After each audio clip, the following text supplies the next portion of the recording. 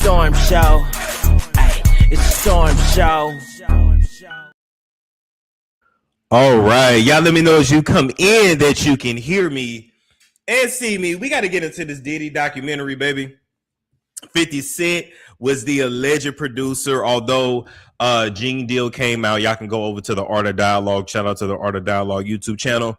And Gene Deal gave his side of the story on why he wasn't a part of it, and that 50 Cent didn't really like produce a documentary, but more just kind of threw his name on it at the, you know, once everything was pretty much filmed, so the documentary could do the numbers that it absolutely did. Now, listen, when it comes to this documentary, a lot of the stuff I already knew. I'm going to keep it real with you, baby. I already knew. However, it was put together very well.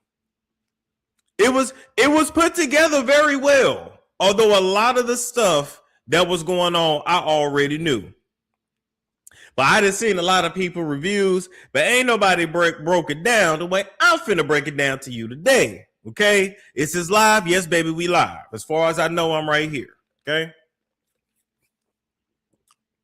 I said the doc was directed by a black woman. Yeah, I think her name is Alexandra, something like that. Her last name is escaping me. Shout out to London. Okay, so I'm finna go ahead and get to my notes. Okay. All right, so as y'all see, there go Diddy right there in this hotel room. Now, a lot of people was trying to figure out how did the producers of the documentary get this footage. Like, literally, we're watching Diddy have private conversations with his attorneys, private conversations with his team, and we're seeing everything lead up to him get arrested when he got arrested at that hotel in New York. And then he was in jail for the longest time, and then, you know, the trial happened, and now he's in prison in Fort Dix, where there's plenty of dicks and booty and throat for him. Let me tell y'all something. That video that TMZ had posted of Diddy behind bars, baby, I ain't never seen Diddy look happier. But Diddy was always happy around the men's, and he was always mad or sad around the women's, okay? And we know why, because he is the girl, okay? Anyway, as I'm watching this documentary, baby, I'm glad I did not take that meeting at Revolt. Remember, y'all, I was told that they could get me in a room with Puff in 48 hours, and they were going to make me into the next Jason Lee. In both of those, I declined, okay? So this footage right here is from like September of 2023. I got the offer to go meet Diddy in June of 2023, and I think he got arrested. Did he get arrested in 23 or 24? No, Cassie filed her lawsuit November of 23. He got arrested the next year in 24. Okay. Why would anybody want to be Jason, baby? Baby, remember Jason Lee used to have a show on Revolt. I think he still does, or maybe not. Hell, I don't know. Nor do I really care. But yeah, they was like, we gonna make you 24. Okay, they were gonna make we're gonna make you into the next Jason Lee. No, you not. Hell, Jason Lee don't even want to be Jason Lee no more. He over there being a damn politician. No, you not. Fighting for your pussy, baby. I would have had to be fighting for my life. Ain't no way in the world. Getting in the room with Puff. I said, why we can't do it on the Skype? Nah. He need to see you in person. We love you over here. What? Huh? What? Love me? No. Oh, no. No. Oh, no. Oh, no.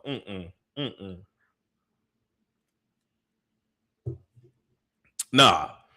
And I never forget they told me, listen, you know, we're going to let you be yourself. We're going to give you a check from De Leon. No, Darion. No, that's Beyonce. Yeah, De Leon. And we're going to give you another check from Ciroc. And we'll give you another check from Revolt Line, because they don't never pay no fucking body. But I'm just telling y'all the way they were selling it to me. We're gonna give you these checks for these sponsorships. I guess I would have had a set like Carisha Please. I would have had a set just like that. And they was like, you know, we're gonna let you be yourself. You can say anything over here. The only thing is I need you to sign something saying you would never disparage Sean Combs, Janice Combs, Justin Combs or Bad Boy Entertainment. And I'm like, why would Janice Combs and Justin Combs be a part of my NDA? Why would Janice and Justin Combs be a part of my NDA? And why would y'all think I don't favor no little ride? Use a damn lie. And why would y'all think that y'all was gonna drug me and rummage all up deep in my pussy that's never been touched? Virgin. Why did they think they was gonna be driving deep into my asshole and I wasn't gonna say shit about it? Baby, the way I would have carried on this mic and exposed all of that, I don't want to be part of that industry that bad. Did they really think I was just willing to do anything to be a part of the crew?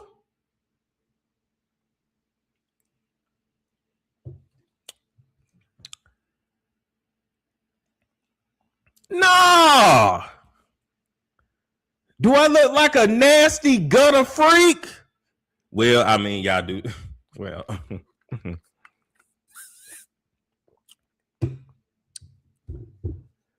what? There is no way in the world. Hold up, let me see some. There's no way in the world that was finna go down. Oh, the mic is loud. Okay, my bad. There was no way in the world that was finna go down. Get you in the room, and I just imagine like an office within an office, because they say the way even Tyler Perry got his stuff, it's like an office within an office within an office. So how was I going to get out of there?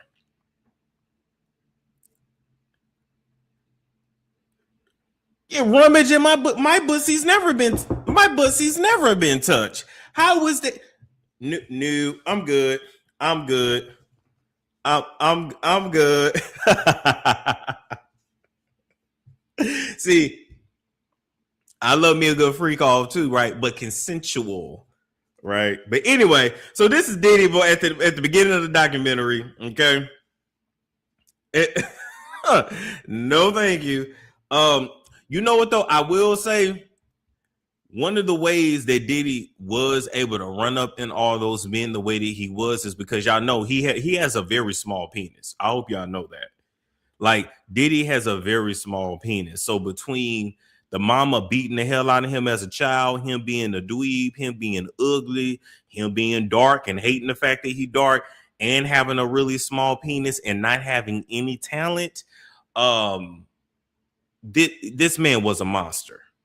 If y'all notice, when they be interviewing them serial deleters and stuff behind bars, you always figure out they have either a very small penis or literally like a micro penis. Yeah, it looked like a little Tootsie Roll. Now, which one of the Tootsie Roll? Because you got the little small Tootsie Rolls you grew up on, then you got the long Tootsie Rolls that you normally get on Halloween. So which one? I know I'm glad my ain't that small. But do you see what I'm saying? So he was able to get up in all them Bucci cats because it was basically like putting like your pinky up in it. You did? Or maybe a thumb. A lot of y'all had a thumb in your ass last night. Allegedly. But anyway. So what got me is that when Diddy was talking, he kept saying, you know, they don't understand what's going on in the video with Cassie. They don't know. And I'm like, hold up, let me find that picture, because we're gonna get into all that later.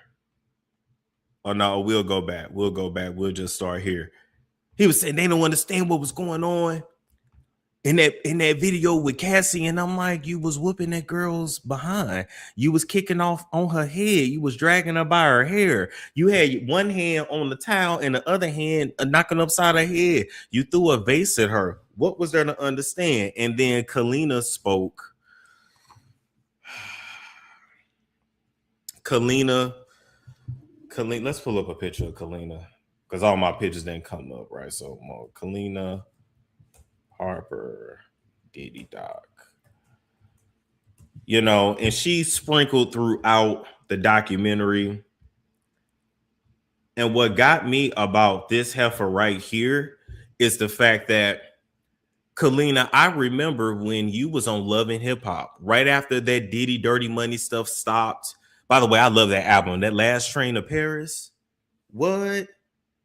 That Last Train to Paris album? Hold up, because I don't think y'all remember. Was y'all messing with that? Was y'all messing with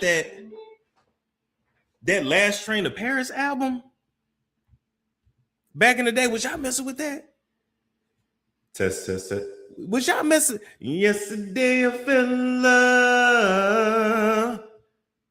Today feels like my funeral. What? Was y'all not messing with that? What? That was my shit.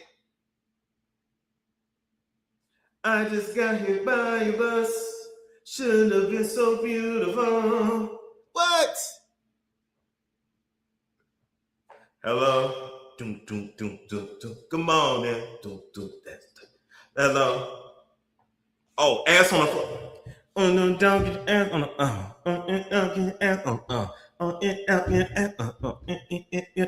the Do haters can't tell me nothing. Them haters can't tell me nothing. Them haters can't tell me nothing. That was my shit. What? Look. You make my. Hold on. Did it click out? Test. Wait a minute. There we go. Test. There we go. You make my love come down. I think you love me now. You make my love come down. What? Stop playing with me. That was my shit. I was in high school when it came out. But my point is, he wasn't paying you nothing while y'all recorded the album. He wasn't paying y'all number $500 a day when you was on tour. He didn't let you hoes eat. He didn't let you hoes sleep. And when you was on Love and Hip Hop, you and your husband and that house full of kids you had, y'all couldn't even pay your light bill. So I'm trying to figure out how Kalina is on this documentary talking about how Diddy is her hero, but this man didn't even pay you enough to pay your own light bill.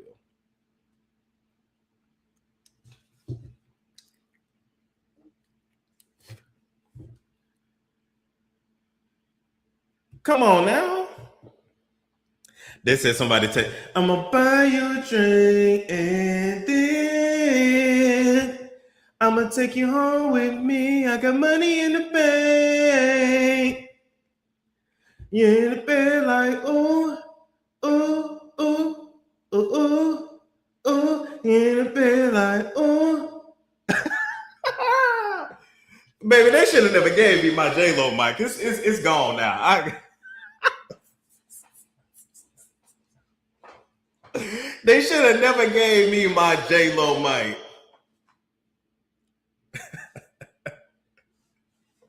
Let's get loud. Let's get loud.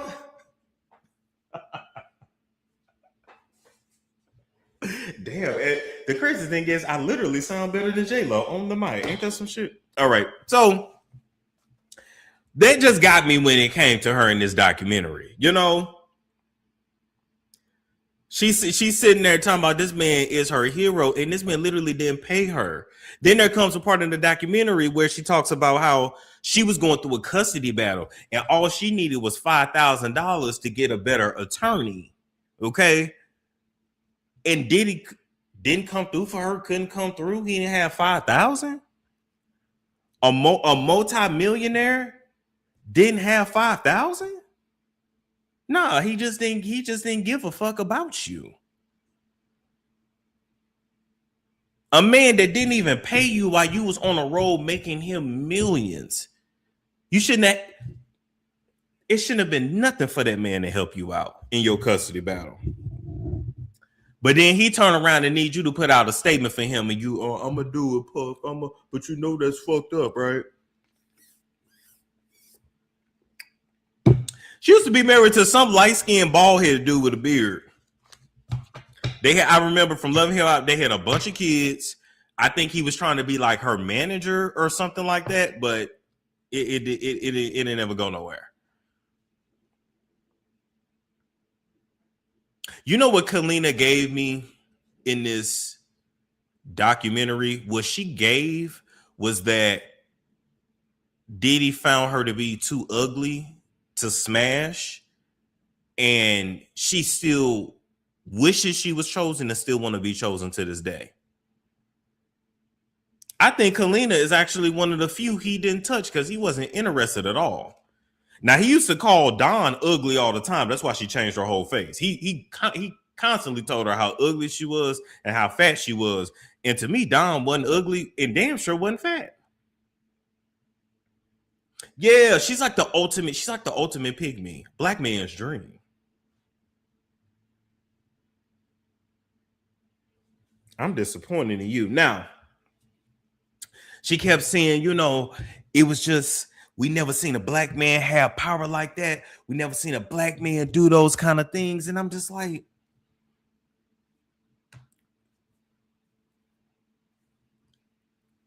so because you seen a black man in power, you just overlooked all of the other shit that he was doing. I don't know. She just gave slow. She gave slow to me. Now, the next thing I wanted to talk about actually was because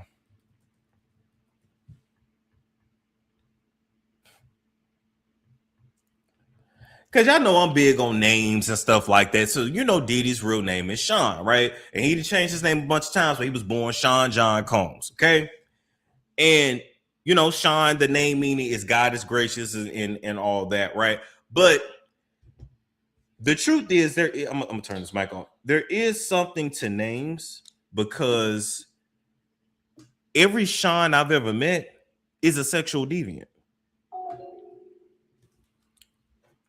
I want y'all to tell me I'm lying. Every Sean I've ever met is a damn sexual deviant of some sort. Yeah. If they're not a sexual deviant, they are freaky as hell. Every Sean I've ever met. I don't know what it is about Sean's. Stay away from Sean's. Okay. Just stay away. Oh yeah, Capricorn was a queen. Yep, every single one. I told y'all I'm not crazy. Now, where can you watch the documentary? Shit, on Netflix. On Netflix. Now, next.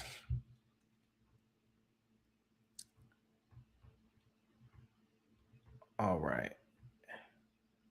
I then wanted to come and talk about Diddy's back tattoo. Did y'all see Diddy's back tattoo in the documentary? Hold on, let me see. Can I find a picture of it real quick? Come on. There we go. All right. Diddy's back tattoo. Okay. Which is Queen. Oh, no. He has a black tattoo of a black Madonna and child, right? Which is inspired by Ezeli Dantor, which is a powerful spirit in Haitian voodoo. Okay. Or is it pronounced Israeli? Listen, I want to be respectful because I don't want no smoke with her. Okay. Now, here's my thing. Whoever told him or advised him to get this, whoever was too, like, they set his ass up for failure with that right there. They set his ass up for failure right there. Oh, it's Ezeli Dantor. Okay, thank you. Now, they said it's his ass up for failure because she is a deity that is the protector of motherhood, women, children. She's a fierce defender who is known to become wrathful, enrage, and destroy anybody who harms women. So why would a man who harms women get this on his back and then get it as big as he got it?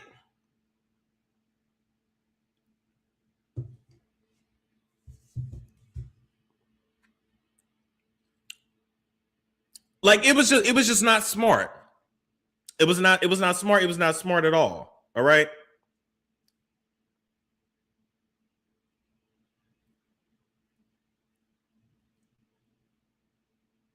Now, I looked up when he got the back tattoo. Let me go to it. So he got the back tattoo in 2017. Okay. He got the back tattoo in 2017. Now, here's the crazy thing.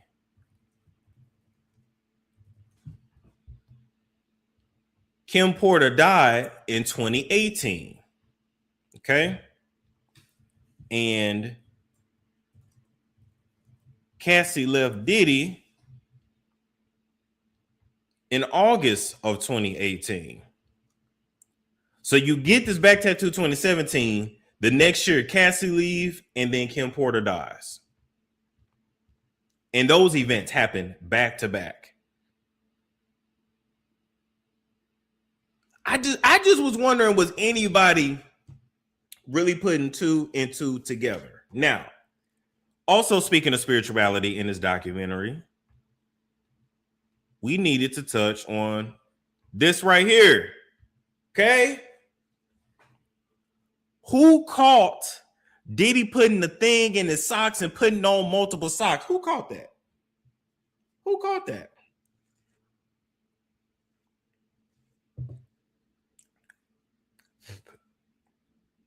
Where was Kim Porter when she died? In Diddy's one of Diddy's LA homes? Yeah. You saw that? You caught that? Diddy was he was definitely practicing destiny swapping all day long. What's that, right? So he's going in a court battle. He's dealing with court issues. He's dealing with people that he needs to be in charge of, dominate, etc. So wrapped in his sock was probably the name of the judge or the name of probably Cassie's name or the opposing attorneys or whoever he was trying to dominate. That's him dominating the situation, walking on a situation, stomping on a situation, all that. That's magic. Y'all was not catching all of the magic that this man does. And if you don't know nothing about spirituality, you don't know. You're not going to catch it. They showed you that for a reason. They put it right in your face. Walking on them. Yes. Dominating the situation. Yes. Why you think a man that was facing life in prison only got 4.5 years? All of them do magic. All of them practice something. How you think T.I. and Tiny was getting out of all of them court cases, baby? They did something.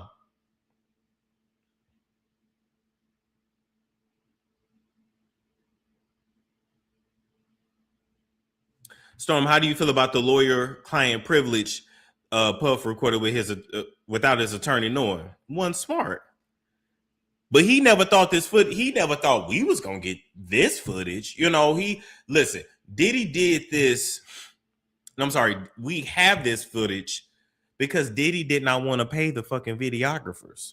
So we also learned that in this documentary that Diddy loves to have you do work for him, and then when it's time to pay that invoice, he just throws a fit and he never pays the invoice.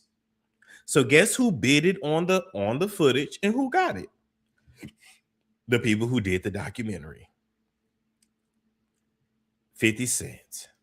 You understand? Yep, the necklace he was wearing too, that was magic. Yes.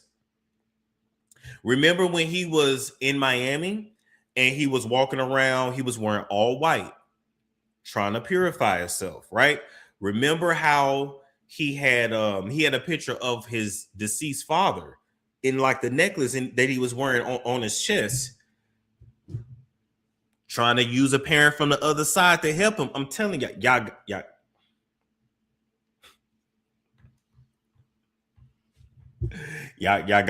pay attention to this stuff. It'd be right in y'all face. Now, let's get into Kirk Burrowes. Okay. Now, allegedly, okay, Kirk Burrowes and Diddy were lovers. Now, Kirk is going to go on in the documentary to say that Diddy SA'd him and put him in situations that he didn't want to be in. But Kirk co-founded Bad Boy Entertainment. Kirk like literally built the company. He kept all the books, he kept all the notes, he literally wrote down how to do everything. He paid all the bills, all the invoices, all the this, all of that. Like Bad Boy could not have run and operated without Kirk.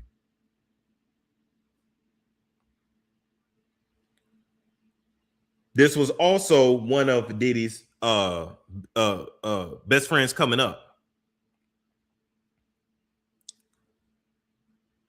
But I don't know which version is true. Because I believe Gene Deal said they was lovers, right? I believe. I might be wrong, but I believe, right? Kirk is saying no, it was SA.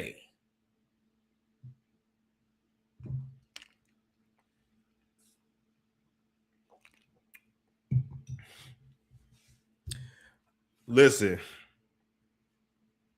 you look at it how you do. Now, so Kirk goes on to talk about how Diddy was so obsessed with Heavy D at the time. And back in the day, Heavy D was big. Y'all know that. That's even before like my time. Wasn't he like he called himself the overweight lover or something like that. But anyway, he was obsessed with Heavy D. And then Diddy also knew that Heavy D was the connect to him meeting, of course, Andre Harrell. So Diddy harassed Heavy D, got around Heavy D, harassed Heavy D till he could meet Andre Harrell. Now let's just talk about Andre. Okay. Talk about Andre Harrell.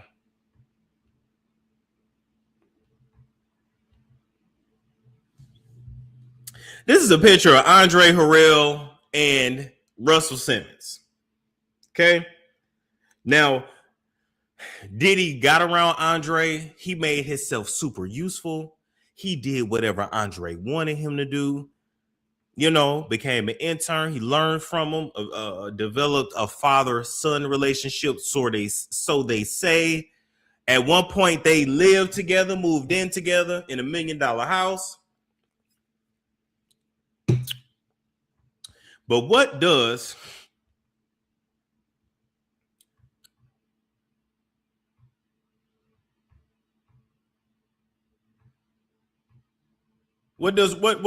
Andre and Russell give?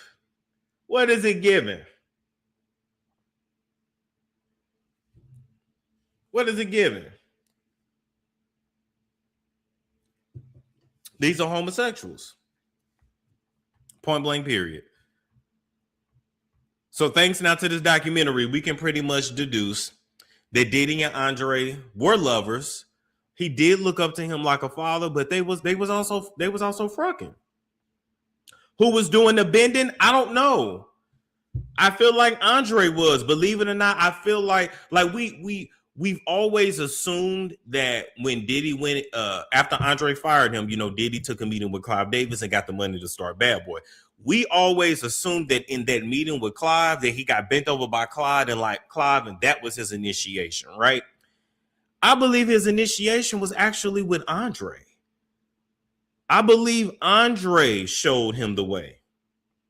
Yeah, baby, they look like two queens all day long. All day long. And Russell, and neither one of them was all that cute either. Yes, Clive was doing the bendy. I mean, maybe. It don't always work like that. Let me tell you something. Sometimes with these gay men, and especially these like older gay men and shit, they just want to be able, like they want you to do them. It ain't always I'm gonna bend you over. Sometimes they like, listen, you're gonna come in this room and you're gonna me. And you're gonna be to like, it's that kind of thing. Or sometimes they want to get on their knees and give you the oral persuasion. Sometimes they beg to do it. But it's something homosexual no matter what. Okay. So back to this. We already know what it was. Andre and Diddy were lovers. Andre showed him the way. It showed him that to make it in this business, you use your sexuality, you use your, you use what you had to get what you wanted.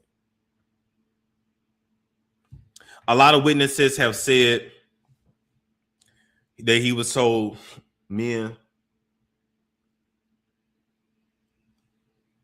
the way to get into the industry is to sleep with powerful men. Yeah, it is. The crazy thing is that's most industries. That's most industries. I know somebody from Atlanta. I'm not going to say their name, but long story short, they did some modeling back in the day, and then they were trying to do something else in entertainment. I don't remember exactly what, but this happened in Atlanta, right? And so this person I knew, he's a grown man. He was probably in his 20s at the time. He took a meeting with an executive, with a person that could get him in the door. And this executive told my friend, that told my friend literally, hey, you need to come to this party tonight, and this is what's gonna go down. He didn't explicitly detail it, but he did say it's gonna be an all-male party. And at that dinner table, they both knew what that meant, right? My friend said, I don't do that. I don't get down like that. The executive said, well, you knew what it was. Like, this is just what we do. And then he tried to talk him into it and say, oh, it doesn't make you gay. It doesn't really mean anything. That's something that I've heard in this business as well, in the entertainment business. I'm trying to see how to put it to y'all. Using your sexuality to get ahead in your career, they don't consider that gay. That's just something you do. It's just your initiation. It's just your handshake. It's just what it is. But they don't consider that gay. Like if you was to ask them, oh, are you straight again? They'll say straight all day long. But they may have did XYZ to get a deal done, to get a business deal done, to get a meeting, to get this, to get that. I've even been told, and I'm not going to tell y'all about who, but I've even been told you'd be so much bigger if you were bisexual.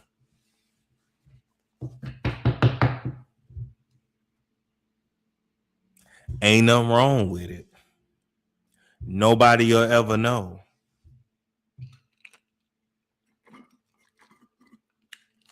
No, ma'am. No, ma'am. No, sir. I'm good. I'm good. And if you think I'm lying, Clifton Powell said the same thing in his interview on the Art of Dialogue. But I've heard it too, just on my side of the game.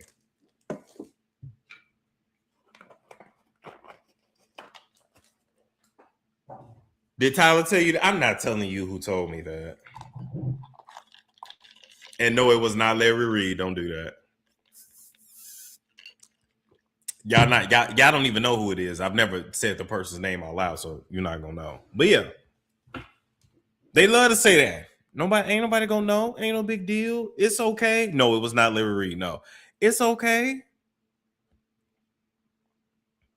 It's crazy shit. Crazy work. Crazy work. Yeah. If you don't have a spiritual ground set, if you don't know who you are, yeah, this business will chew you up and spit you out.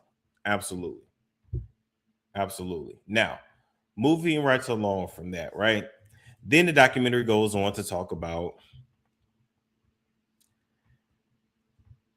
Al B. Shore. Okay, wait, Then the documentary goes on to talk about Al B. Shore and how he was a fly, light-skinned nigga that all the ladies wanted. And so Diddy started to get jealous of him and obsessive of him. And of course, since Diddy couldn't have him, he like, I'm gonna take his girl, who was Kim Porter, who worked at the receptionist desk at Uptown Records. Okay, Kim Porter was beautiful. She modeled. I believe she did some acting as well, but at this time, I believe she was modeling. Kim Porter's like from Columbus, Georgia, I want to say. And she was just a beauty. She was a standout. And Diddy did everything he could to get this girl's attention. I mean, he flirted with her. He tried to bring her flowers and chocolates and everything he could do. But he wasn't really anybody yet. At the time, Al B. Sure was the big dog. Diddy was not the big dog. I'm also sure that Kim was not attracted to Diddy. She had her first child with Al B. Sure. You think she was really attracted to a Diddy?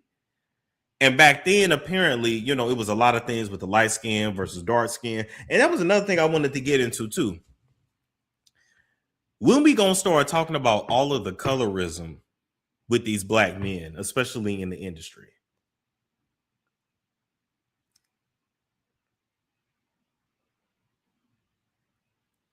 When are we going to talk about all of the colorism with black men in this industry? When are we going to talk about how Diddy was obsessed with every attractive light-skinned nigga that he came into contact with? He was obsessed. He was jealous. I believe that's really why he wanted to adopt Quincy. I believe that's why he really claimed Justin as his, whether he's actually his or not. Light-skinned nigga, good hair. I'm like listening to Kirk Burrowes talk about this shit, and I'm like, the colorism, the texturism is wild.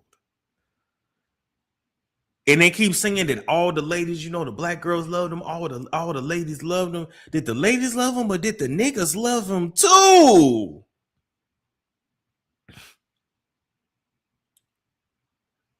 Did the ladies love them, or did the niggas love the light-skinned niggas too?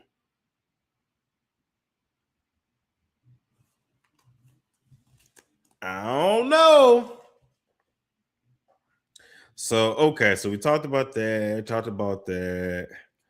Okay.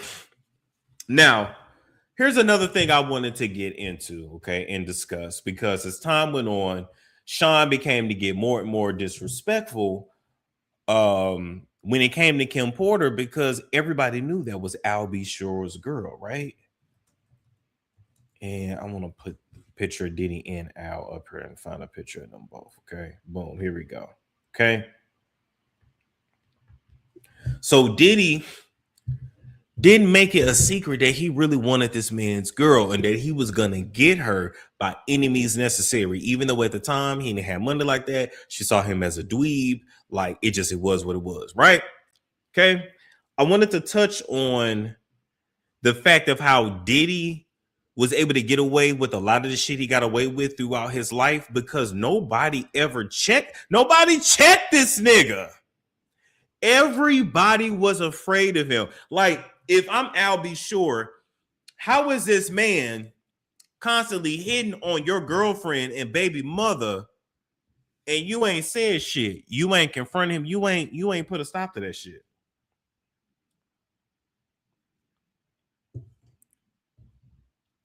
Everybody was scared of this man. Literally everybody. How was this man able to take your son? Yes, and Kim went along with it too. I'm listen. I'm not making her innocent, but we just talking about the men's right now. We talking about the men's. The Locks and Mace checked him. Okay, good point. Yeah, the Locks definitely did. That's what I'm trying to figure out, right? So then I wanted to say, okay, when it really came to Al B. Sure and Sean, when it came to Kim, what we saw was just a battle of males. What we saw was actually human nature in basic human biology. I like your girl. There is a male attached to her and a child attached to her, but I want her. So now I'm going to battle you for her. And if you're not strong enough to beat me, then I take her and she's mine. And now I took your kid too. Like, as much as this, yeah, she is half Asian. As much as this is fucked up, this is human nature. Like, this is actually how we're built. This is how we're built. The same way women like men that have a bunch of women. The same way women share men. Like, in our nature, this is how we're built. So I was just really surprised that nobody really touched on that. Okay. So then moving along, boom, boom, boom. We talked about them living together. Okay. And then let's get back into Diddy's childhood. Okay. So then the childhood best friend goes to talk about how, you know, they lived next door to each other, and, you know, they were both the only child. You know, Diddy's father died when he was real young. You know, he never met him. And then Janice basically did what she had to do to feed her kid. You understand me? Now, Janice can say now that she worked here and she worked there. Janice was a motherfucking booster. Can we be real about that shit? Janice, in my opinion, always gave madam energy. Now, I don't have proof that she was a madam, but I definitely have spoken to people that lived in the same neighborhood as her, and they said that she was a motherfucking booster. That they used to ride through the furniture stores and they would like get the furniture, and I'm trying to explain it the way they explained it to me, because apparently back in the day you could go like pick out the furniture. I'm just using furniture for example, but you go pick out the shit that you want, but you didn't have to pay right then and there. Like they would let you leave the store with the shit, and you would leave like an IOU, and you come back and you pay. And they did that at several stores. That was one of the ways they made money. They stole clothes. That was another way they made money. But let's be real. That woman has always given madam. He has a sister. No, he has an adopted sister. That's actually like his cousin or something like that. But yes, there were rumors that those were not Diddy's real parents and that Janice Combs is actually his aunt who raised him. Here's my whole thing, right? Yeah, her name is Keisha. Keisha's a cousin. Here's my whole thing. When it came to Diddy's childhood, they talked about these parties that Janice would throw, right? She would have Diddy watching all of these blaxploitation films. She would dress Diddy like a pimp, like she did everything to keep him swagged out. She would make him and his best friend dance for, you know, a bunch of grown folks that were drunk and high 2, 3 in the morning. And it was always music and parties and drugs. And of course, what? Sex. All of those house parties Janice was throwing late at night. A lot of times probably to pay the rent. Let's keep it real, right? What you think the folks was doing? Drinking, smoking, snorting, and having sex around them kids. Dancing for the adults, to me, that was code word for, okay, go do such and such. I believe she sold her son several times. Okay. As they went on to talk about their childhood, right? Diddy got picked on a lot. He was bullied a lot. As you see, he was real small right there. But he was picked on a lot, okay? He was a naturally, as they describe it, goofy kid. Now, I'm gonna say this. I hate when black folks say that shit. I hate when black folks call black kids goofy that are really just happy-go-lucky kids. That really just have a sweet spirit. Because kids are supposed to be innocent. Kids are supposed to laugh. Kids are supposed to have joy. Kids ain't supposed to be walking around mean as hell and angry as hell. I hate that we do that. Okay. But from a young age, got bullied, fought all the time, and his mama didn't play that shit. Like, you're not going to be getting beat up. You're not going to be getting bullied. And so he learned how to fight back. He fought back by any means necessary. Biting people, biting through their necks, biting through their arms. Like, he could not lose a fight or punk out, because he knew when he got home, Janice was finna tear that ass up. Okay? So all his life, I don't believe the man has ever even been able to really be himself, because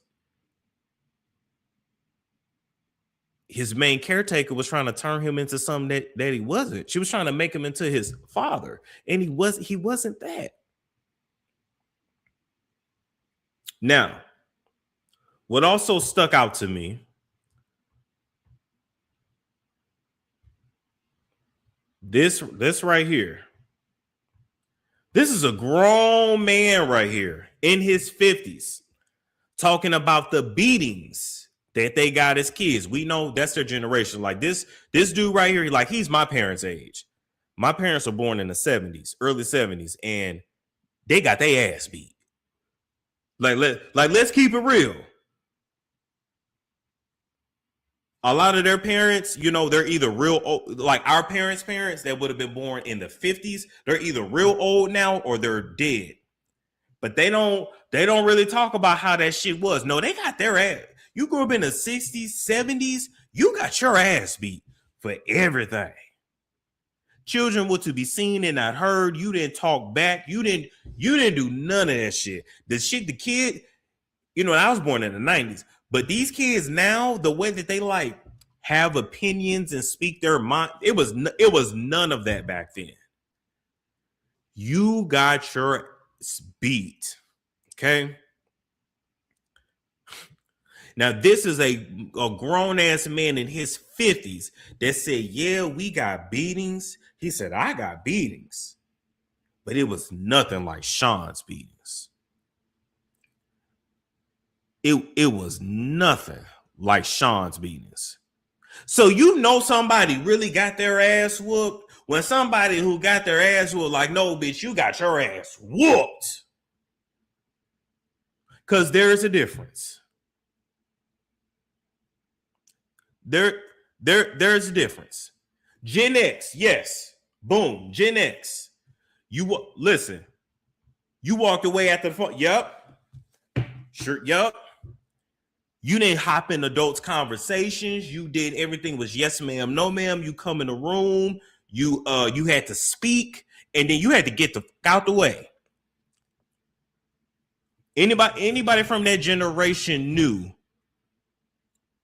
you children of that generation knew how to like make themselves disappear. That's the best way I could put it.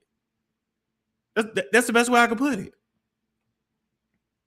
You got out the way. Okay. But I believe that a lot of his beatings, right? Because he was a goofy kid and this and that. I believe a lot of his beatings was because Janice saw femininity in Diddy. Janice saw queerness, gayness, whatever you want to call it, quote unquote. She saw that in him as a child. And I believe she was trying to beat the gay out of him. She was trying to beat the dweeb out of him. Like, I believe she really thought that was going to toughen him up and make him a man. And he couldn't dare be out here getting beat up. He couldn't dare be out here being weak. And your daddy is who your daddy is, and your mama is who your mama is. You couldn't dare. So I'm not defending Diddy. I'm not trying to defend Janice. But I believe in her twisted mind, she really thought she was doing the right thing. Yes, you could actually do that back then. You sure could. You sure could. You could do that back then. Call the police. Okay, you call the police. Oh, please. The police might beat your ass. Back then, you could beat your kids in front of the police. They wouldn't do like that. Was what it was. Now, the other part we don't like to talk about, and we'll say that for another conversation for another day, is that not only did children get beat, women got beat. And it was definitely normal for husbands to beat their wives, and that was okay because you my wife, I can beat your ass.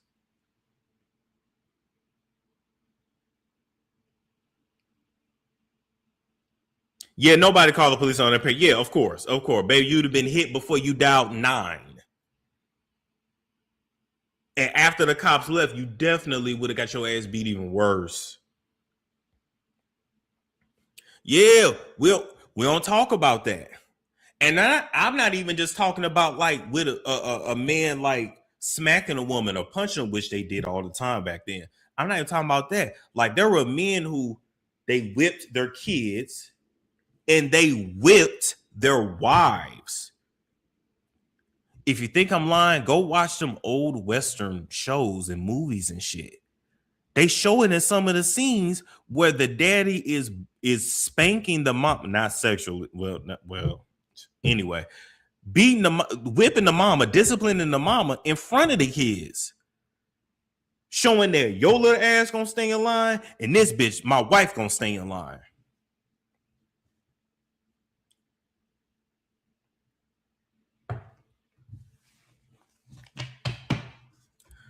That's rare though. No, that wasn't rare. That happened a lot.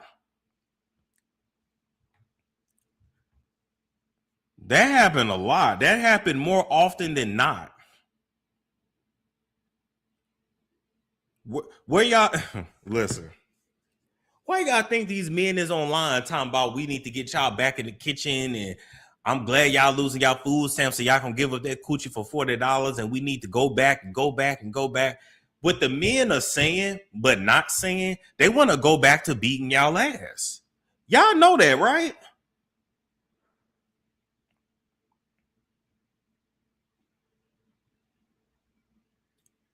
And the men of this generation don't understand that women back then, they were submissive out of fear. They were not submissive out of really just, I want to submit to this man because I trust him and I love him. And I mean, some women might have had a man like that, but a lot of the women, they didn't even get to pick their husbands. Like it was just like, I gotta submit to this nigga because I don't want to get my ass beat.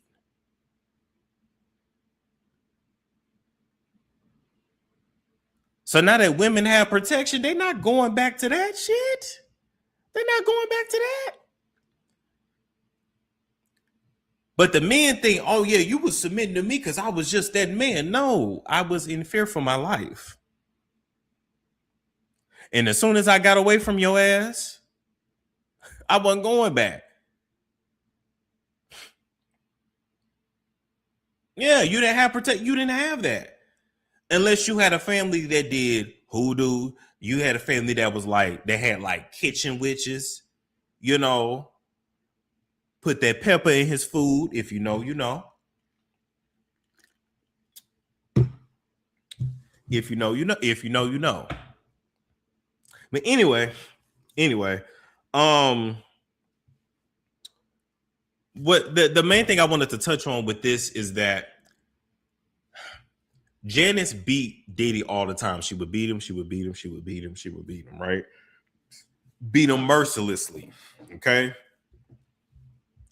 I believe that when she was beating him like that, I believe she created an alter in his mind. She created a split, two different personalities, right? So when a person goes through extreme trauma, you know, your body, your mind has different responses. We all have different responses, right?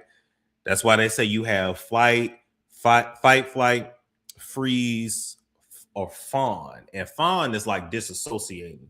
Freeze is literally freezing. You got fight, and then of course sometimes you do gotta just run for your fucking life, right? Your brain has ways of protecting yourself and getting you through trauma. When somebody goes through extreme trauma, you can create alters in their mind.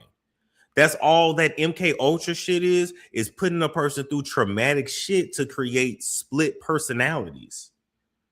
And certain things trigger them and they go in and out. And what's crazy is that when a person goes from one personality to the other, they don't remember what the other one did, because it's literally like,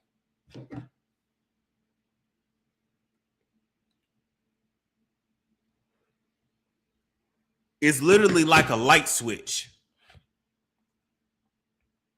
It's like a light switch. Let's see. Hold on a minute. Alters after trauma.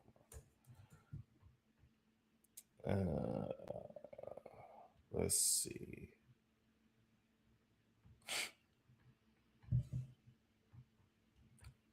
Just so y'all don't think I'm lying. And let me know if y'all can still hear me in the chat. You should be able to. Creating alters, alternate identities, or strong personas after trauma is a natural, though often extreme, coping mechanism where the mind fragments to manage overwhelming experiences, essentially splitting off unbearable feelings or memories in separate parts to survive. a process underlying dissociative identity disorder or other dissociative responses, with therapeutic approaches focusing on integrating these parts, building safety. Okay, they talking about fixing it. That man ain't doing the work to fix it. But yes. Survival mechanism. When a trauma is too severe to process, the mind splits. Blah, blah, blah. Already said that. Or sometimes they create a tough alter ego to protect themselves from threats.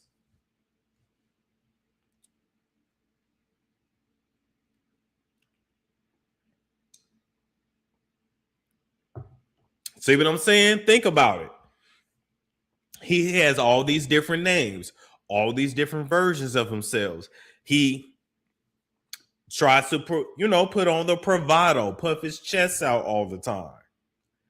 Now, a lot of times it worked, and a lot of times he would get checked by a person that was actually actually tough. But okay, we got past that. Okay. Yeah. Named his label Bad Boys, all that. And listen, this is not me. Y'all know I'm not no Diddy sympathizer, nothing like that. But it just explains why he is the way he is. His mother created that. It's sad, but it's true. Okay, so now let's move along because I want to talk about Joy's story. Let me see, can I find... I hate my pictures got all mixed up, so now I gotta okay, let's see. Find a picture of Joy. Come on. Okay.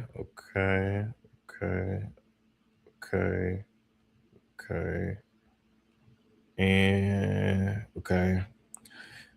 Find a picture of Joy. Come on. In 1 second, y'all. 1 second. No, I'm gonna find a picture of her. Right. Come on. It was so much shit in this documentary. There we go. All right. Boom. All right.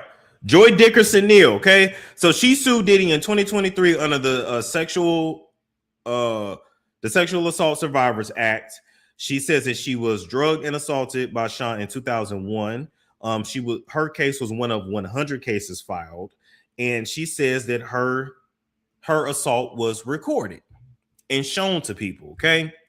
So another common theme we saw in this documentary when it came to Diddy is that when Diddy would look up to another man or be jealous of a man or envious or whatever, he would see what that man would do and he would want to emulate it. So apparently there was some artist that used to, record itself having sex with girls back in the day. I mean, and those were like those big old recorders, right? And would play it at the club on the big screen for all the homies to watch. Okay. Diddy saw that and thought, oh, okay, yeah, I need to do the same thing. And so according to Joy, Diddy recorded an assault on her without her knowledge and spread it around. Okay. When she confronted Diddy about it, he got on his knees. He said that he didn't do it. He promised her he didn't do it. He cried and said he didn't do it. But we know that nigga's a narcissist and a fucking liar. Okay. If it's one thing about it, Paul Martinez, thank you. If it's one thing about it, these niggas gonna lie. They're gonna lie, and they're gonna lie right to your face. I got it right here. Yep, he learned it from Paul Martinez. Another thing I figured out with Diddy as well, he was very much a follower. Like I know a lot of people like to look at him as like a leader and an innovator and this or that. He was very much like a follower. He was very much and has been always trying to go through life, trying to like find his manhood almost, it feels like, and maybe that could come from that father trauma, not having a daddy there, like I guess, but he has always been very much concerned with like comparing himself to men, getting the approval of other men. He don't really give a fuck about women like that. And now that I'm sitting here really like thinking about it, I want to talk to y'all about this dynamic. I'm gonna jump and then go back to this.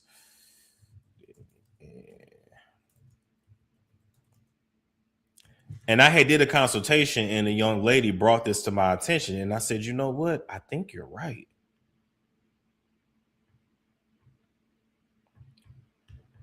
Now, Carisha was one of the people missing from the documentary too. Hey, Liquid Sunshine, thank you. You said Sunday I went to a holiday at Marvin Gaye's house. You can still feel him there 41 years later. Wow. The sunroom under his bedroom was ice cold. Wow. Okay. Thank you for that donation. Now, I had a consultation where, me and the young lady was talking about this Diddy stuff. This was probably earlier this year or maybe last year. Anyway, and she talked about their dynamic and why he was so drawn to Carisha and why, although he put her through it, he probably didn't put he didn't put Carisha through it the way he put Kim through it, the way he put Cassie through it, right?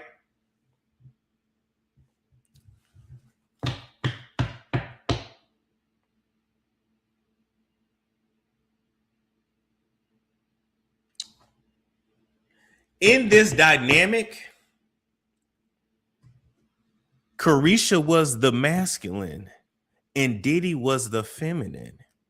If you really look at Diddy and really look at his aura, he's extremely feminine.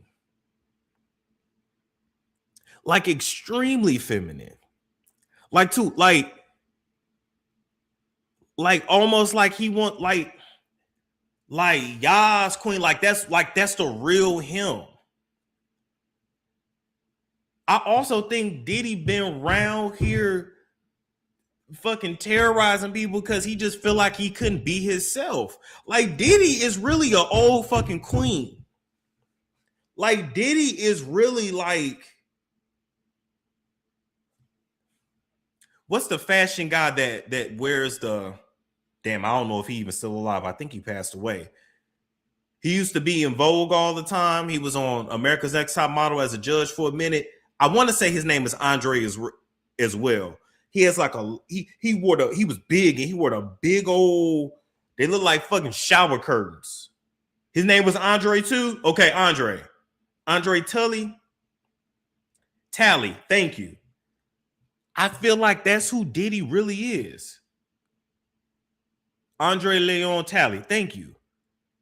I feel like that's who Diddy really is. That, and that's how he really wants to show up in the world, but he feel like he can't. So he terrorizes everybody.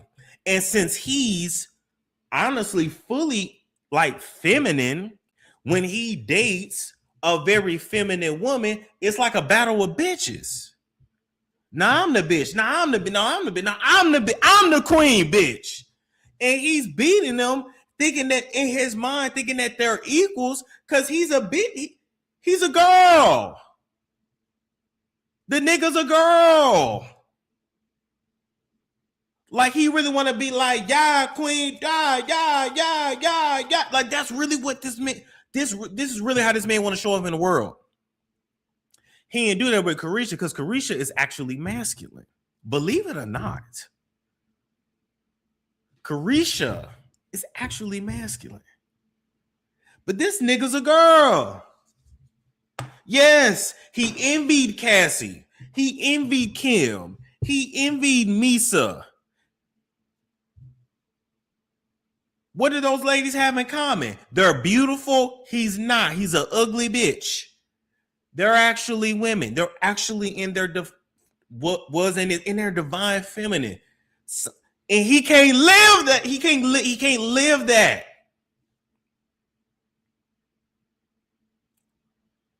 This man's a girl.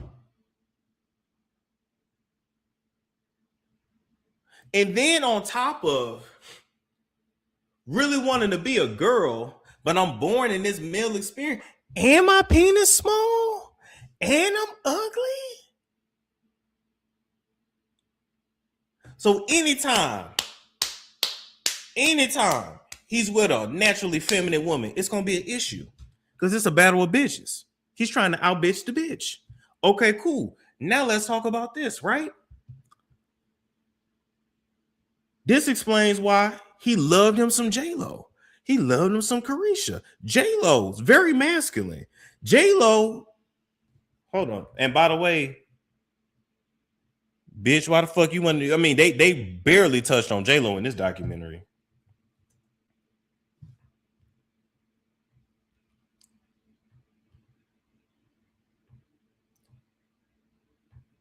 Now, J-Lo, we ain't gonna talk about the time that Rosie Perez whooped your ass outside that bathroom door at that club. Remember when you got smart with Rosie Perez, and that was the last time you seen Rosie Perez? That's the real story. Rosie says that they ran into each other, and J-Lo said something like "fuck you" or something like that, and drove and got in the car and got driven away, and that was that. No, Rosie put her on her ass. Rosie put J-Lo on her ass because J-Lo is like tries to be like a bully, but don't really got the hands. Rosie ain't a bully, but Rosie got the hands. See what I'm saying? But anyways, back to this. J-Lo is a female Leo.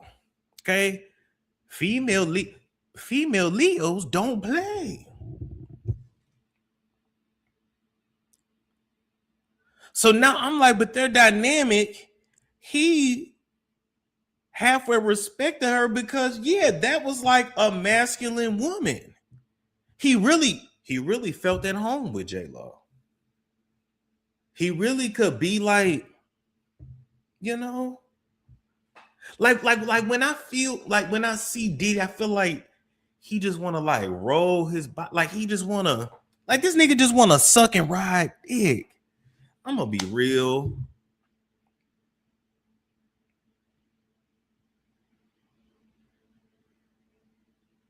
Yeah, J-Lo might as well be a stud. Not she might as well be a stud. Shout out to my Leos. But that's the thing. You can never tell a Leo what to do. Girl, a Leo already know what they're going to do. Let them Leos Leo. Ain't no use trying to ever in your life. Like, that's why people, girl, you dating a Leo, girl, but never marry. Are you crazy? Leos need a rotation. The females and the males, they need a rotation. A female Leo need about 5 niggas. They each take their time. I'm not calling out no hoes, but what I'm saying is, you need a rotation. You need a rotation, because you're gonna get bored. You're going to be a lot to deal with, and you already know what you want to do. That nigga ain't telling you what to do, girl. You already know what you want to do. You already got that shit figured out. So I don't even know why they be trying to settle down. Like, y'all are not the settling down sign. You're just not. Male Leos need a rotation. Y'all need a rotation. Y'all love to be adored. Y'all love to be worshipped. You love to be the center of attention. Give the breakdown him and J-Lo. Let me write that down because that's definitely a video. Diddy is a Scorpio. Yes. That's a darker sign. That's a darker, like a darker sign, right? But it's still a water sign. She's a fire sign. They actually balance each other, if you want to be honest. I just could never in my life. See, you got to know what you can deal with. I could never. Like, girl, I would slip my, what? You already know what you gonna do. You don't need me here. You got it. The fuck? Your dick bigger than mine. You got it. Call me when you want some, and that's it. Call me when you want some. Because that's all I'm gonna be good for to you. You a Leo. You got it. You a Leo. You got it. You a Leo. You got it. I would never date a female Aries either. J-Lo. And I don't even know if this zodiac shit be real. I'm gonna be honest with y'all. But like, both my parents are fire signs and they didn't work. So and my mama used to say back in the day, she used to say, I should have known it wasn't gonna work. We both Aries. And I used to be like, is that a real thing? But then My mother's an Aries. Her best relationship was with a male Pisces. So maybe it's something to that. Maybe it's something to that.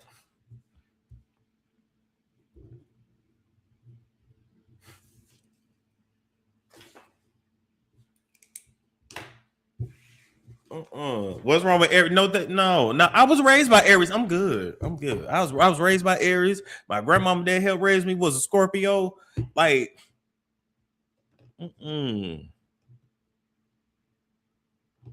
give me a Cancer female.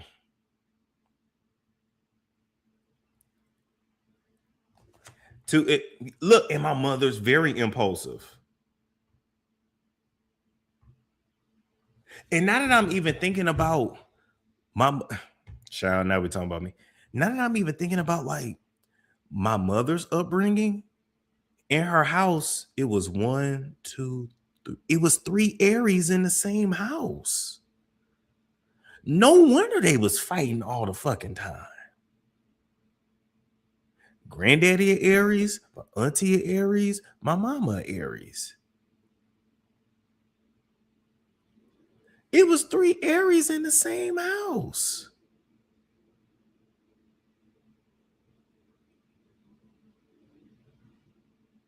Oh my God. That's really making me think.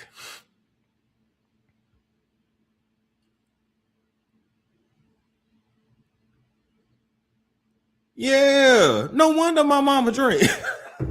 Shout out to my mama. She gonna say, "Why you put my business out there?" But no wonder my mama drink.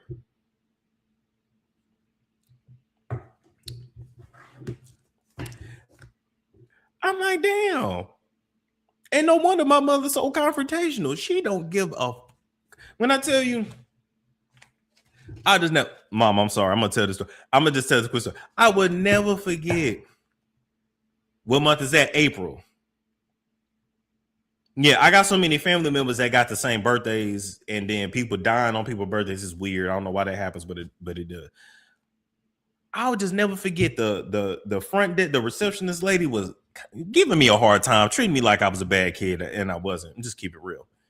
And I remember hearing my mama say on the phone, she said, "Bitch, you keep fucking with my child, I'm gonna come to that school and I'm gonna blow the motherfucker up." Now, if you ask my mama this now, she never said that. But I remember her saying that she was gonna blow the motherfucker up. God bless y'all. God bless y'all, Aries. God bless y'all, Aries. God bless y'all. God bless you.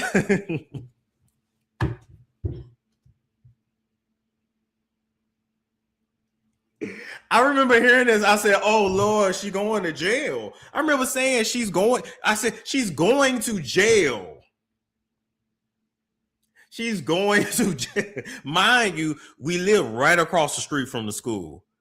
Anybody that know where McClure North is at, I don't know how many people in here from St. Louis. If you know where McClure North at, those apartments that were like right across the street, literally right across the street.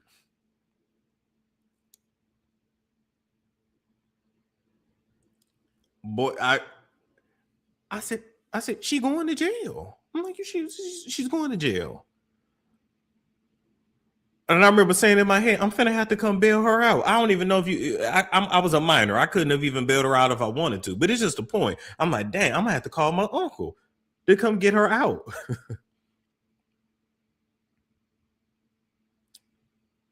Cause it's why. Anyway.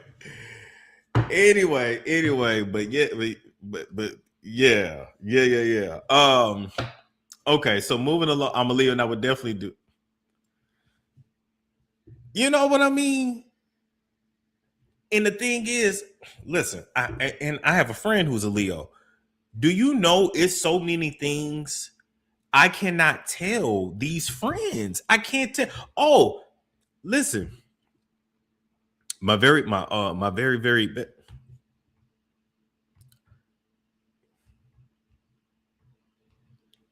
listen, we on here talking. If you don't like it, then click off.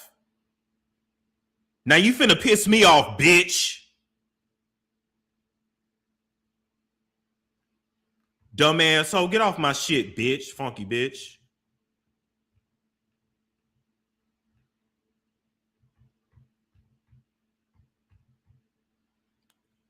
Come in here talking shit like you running some hoe.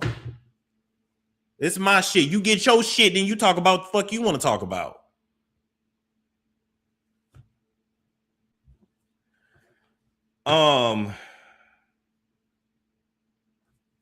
Anyway, let me move. let me move on. You know, like, girl, we in here talking.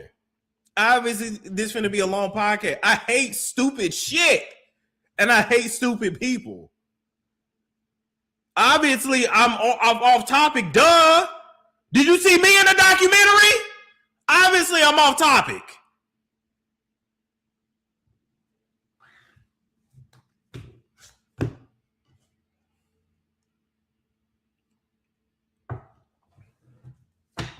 I want you to go in your cabinet and drink a bottle of bleach and swallow.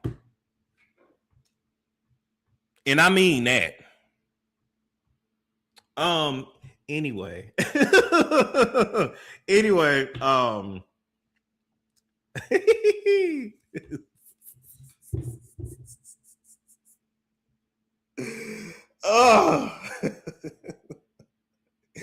This is all topic.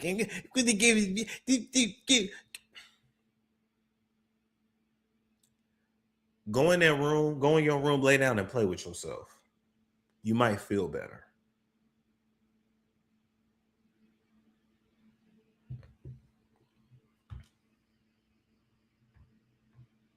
Because I got something I can put in your ass.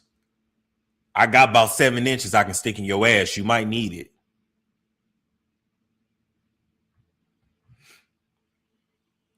Okay, anyway, we're gonna move right along. Okay. Oh my God. Okay, so next in the documentary, they did. Okay.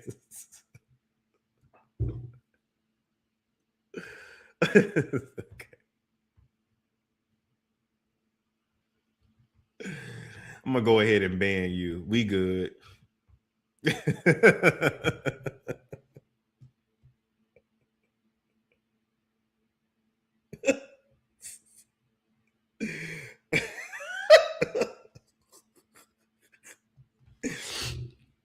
Oh my God. And you know what it is too? You know, I'm fasting today, so I don't have no time for that. Like, bitch, I have not ate. I've not ate today. I don't have no time for that. I really don't. Okay, anyway, so then they start talking about the City College of New York stampede and how basically this whole situation happened because Diddy was too cheap to actually get the adequate security. Homegirl locked the doors from the outside in, and baby, it was just a mess, and a bunch of people died. But I'm gonna be real with y'all. That whole situation of the people dying at the City College gave sacrifice. That whole City College situation, that stampede, and people dying, there wasn't enough room. People was bum rushing the doors. She cheaped out on security. All of that gave sacrifice. And when we talk about sacrifices in the industry, I know a lot of times people be like, well, I don't understand it, and this sounds like conspiracy. This is the best way I can break it down to you. These people in the industry practice things behind the scenes. So they do things spiritually that manifest physically. So he may not have known that this event was going to happen, but he had probably made some agreement with some entity or did something or did whatever spiritually that this day just happened to manifest physically. Think Travis Scott and all those people that died at Astro World. That's how shit be happening. So a lot of times y'all be like, oh, well, people die and people get sick and people be in plane crashes and people be in car accidents. Yes, but people can also do things to people. People can piss off certain spirits. and you done did some shit in the spirit world and it manifests physically, or a person makes an agreement with the entity and then 4 people in their family die.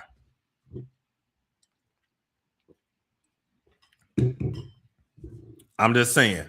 But that's definitely what it gave. And then we know now why Diddy never had any assets in his name. He kept everything in his mama's name, his son's name, and this and that, because he never wanted to have to pay the victims back for what he did there that day. It's like, damn. He just got away with everything. He got away with everything. So many things. It was crazy. Okay, now then I wanted to get into, all right, boom. All right. His relationship with Misa Hilton, okay? People fail to realize when Diddy got with Misa was a teenager. Misa was a teenager when they got together. He used to beat the dog shit out of Misa.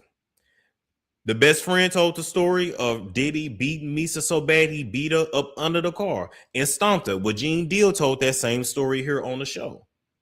Okay? Scorpio is the sign of death and transformation. He's been surrounded by death since birth. Ooh. You know what? I got another homie who's a Scorpio, and he's been around a lot of death as well. Just like in his life. So that's a good point. Yeah, she looked like a baby right there. Now the crazy thing is, people now listen. People wonder why we have question about Justin Combs' paternity. Before we get into that, let me say this, right? What was pissing me off about his best friend in this documentary is that he gave, wasn't she with Wolf? He gave Diddy so many excuses for why he was beating Misa's ass. Oh, he had a bad day. They were just going through it. Yes, she was with Eric from EPMD. Yes.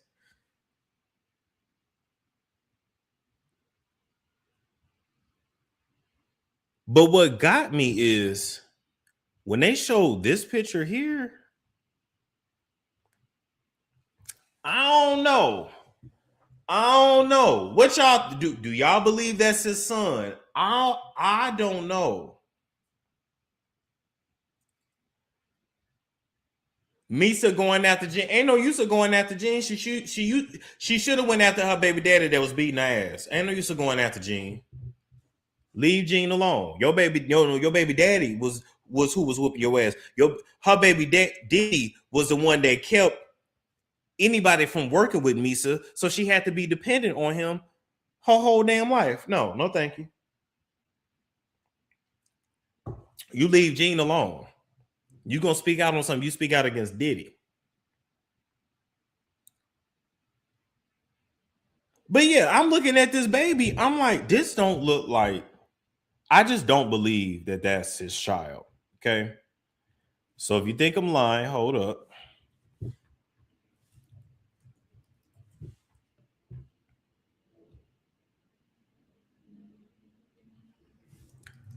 And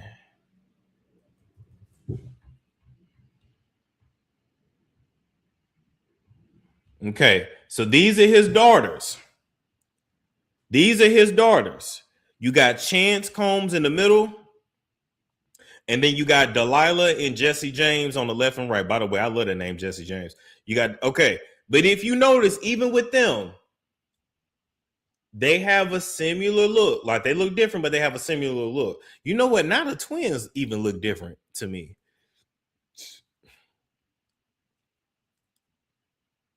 All right. Then you got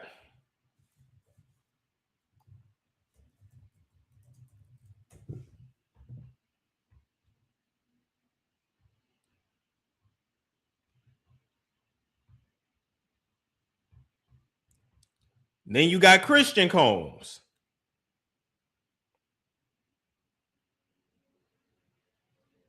Then you got Christian Combs.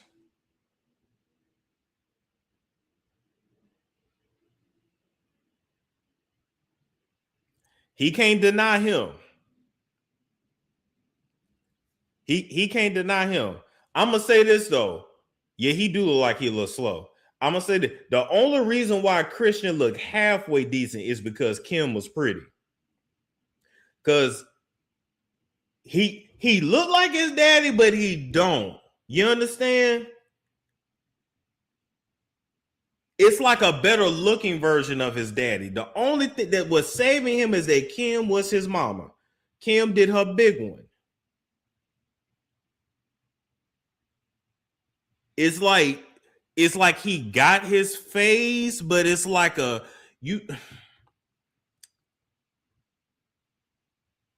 it's like an improved version of his face. So we know that's his daddy. Yeah, listen, Christian is what Puffy wishes he looked like. He wishes he looked like that.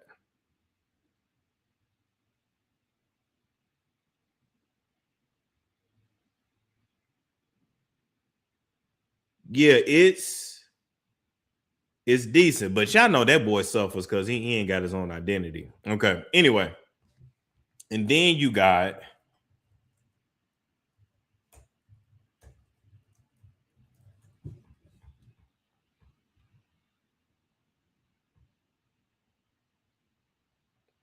okay. Then you got the baby. You got baby love.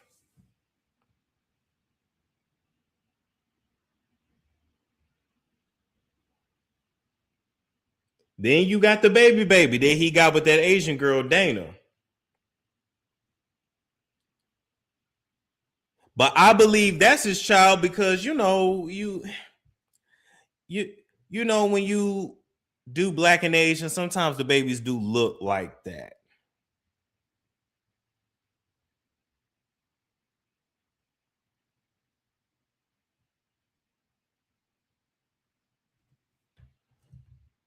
But then we gotta ask ourselves,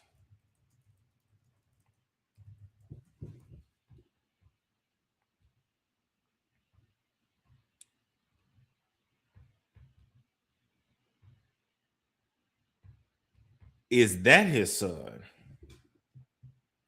I don't know. We don't know if Love is his. I believe Love is his. I do.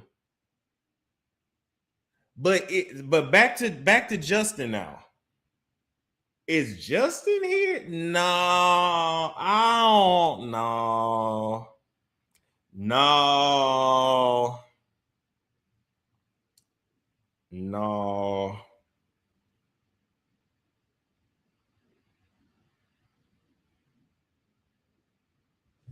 Now here's Wolf. Let's show a picture of Wolf.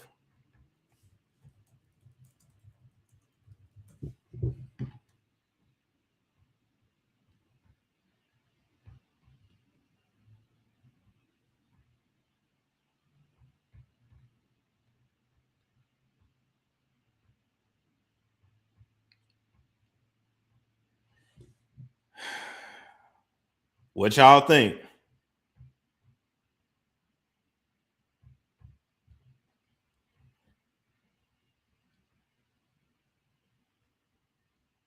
You say he look like Diddy father? Okay. Here's a side by side.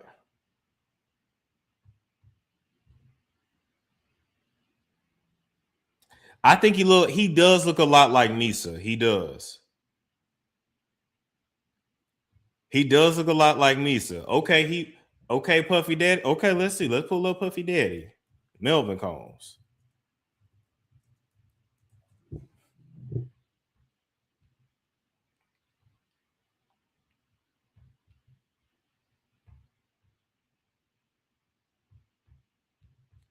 Okay, that's Melvin Combs. So do y'all think Justin looked like Melvin? But see, when it comes to Diddy's parents, to me, Diddy doesn't look like Melvin or Janice?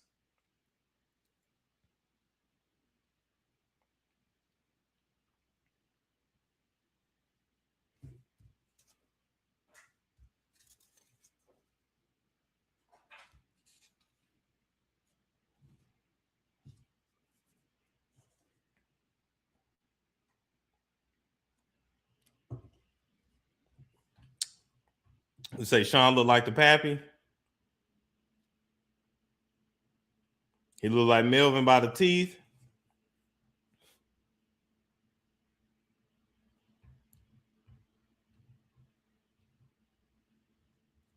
I don't know, man. I don't know.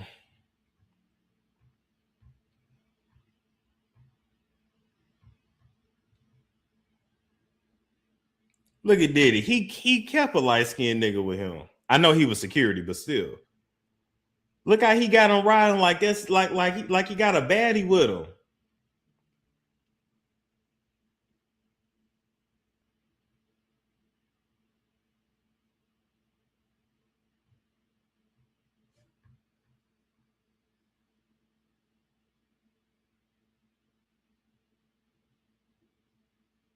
I don't know. Okay. So we gonna move along from that. We being too black right now. Yeah, we are. Who the daddy? Who the pappy? Okay. So then moving right along from that. Okay. So then let's see.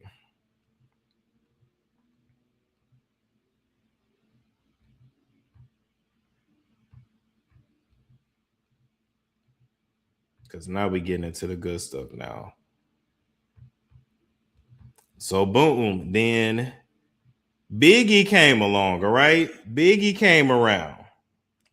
And when Diddy started Bad Boy Records after being fired by Andre Harrell, Andre gave him Biggie, said, hey, take Biggie with you. And Biggie, just like anybody else that was in Diddy's life, just like anybody that was in Diddy's life, he felt ownership over him. Diddy felt ownership over everybody that was in his life. It felt like they were supposed to have this blind loyalty to him, but he didn't have that to them. Adrian Jones said Christian has a condition, so he soul swapped. So they chose. Ooh. Each entity needs a deceptive issue to be dominant and a sacrifice to swap. Ooh. Now you really talking. Now you really talking that talk. Because I will say at those streamer awards, Kai Cenat looked very different. Hold on, I'm gonna just show this real quick. You know, Kai Cenat been on a hiatus for about 2 months. And something about his demeanor was different.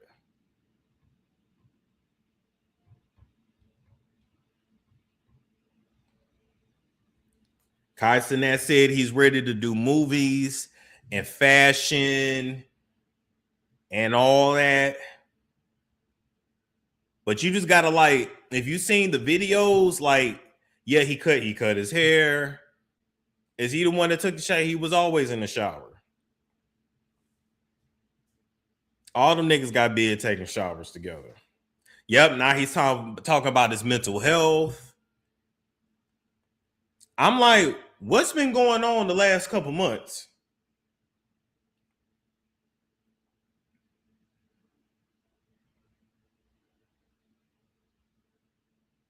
Yeah, Kai Cenat he's a famous streamer, Twitch streamer, and he's paid. He's paid. All right, so now moving along from that. So yeah, if he goes blind, we know what's up. That's a fact.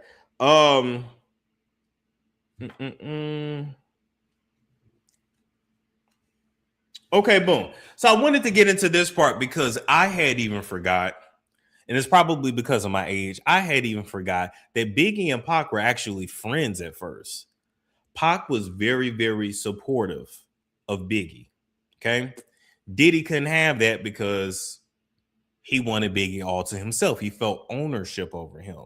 So as time went on, Diddy did everything he could to cause a rift between Biggie and Pac, to get them to beef, even when there was no beef there. This whole East Coast, West Coast shit was completely orchestrated, all because Diddy couldn't have them two being friends. He couldn't have that.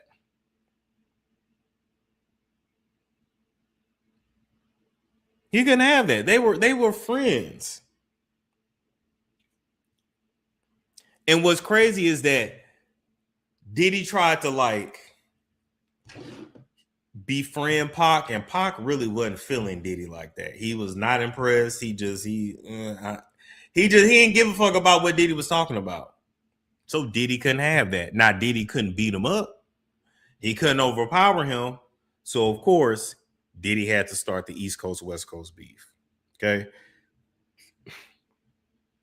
Diddy was also jealous of Tupac because the ladies loved him. He had swag. He was considered a tough guy, right? A gangster, had the gangster image and all that. And that was in him too, because he was born from two Black Panthers. So Diddy had an essence and an aura about him that, I mean, Tupac had an essence and aura about him that Diddy didn't have. Tupac saw right through him. Diddy he couldn't have it. So he had to start some shit. Pac came out with a video, I Get Around. Then Diddy copied that, boom. Came out with Big Papa. I love it when they call me Big Papa. I'm like, damn, there go Diddy copying. There go Diddy copying again. Like, so Destiny swapping with Heavy D, Andre Harrell, Al B. Sure, Anthony Wolf Jones, and trying to do it with Tupac. Juicy. Trying to do it with Tupac. Then to know Diddy wanted a role in Juice after Tupac had already been casting in Juice. Like, it was a lot. It was a lot. You said they were both Geminis, Biggie and Tupac. Oh, I didn't even know that. I didn't even know that. But Diddy was very intimidated by Tupac. Like I said, likable, handsome. Women loved him. The women loved Tupac. The women loved Tupac.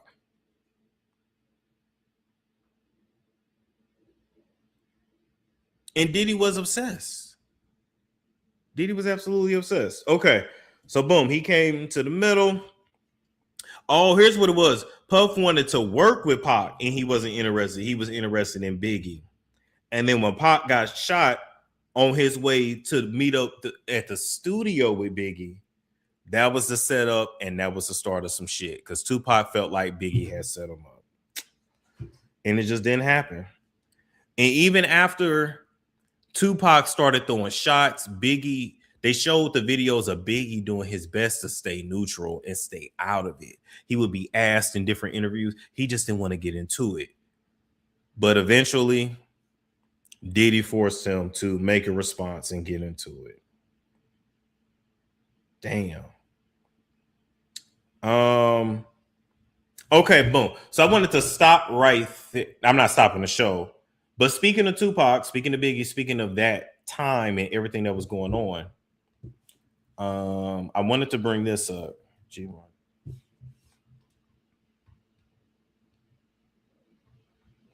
Okay. Hold up.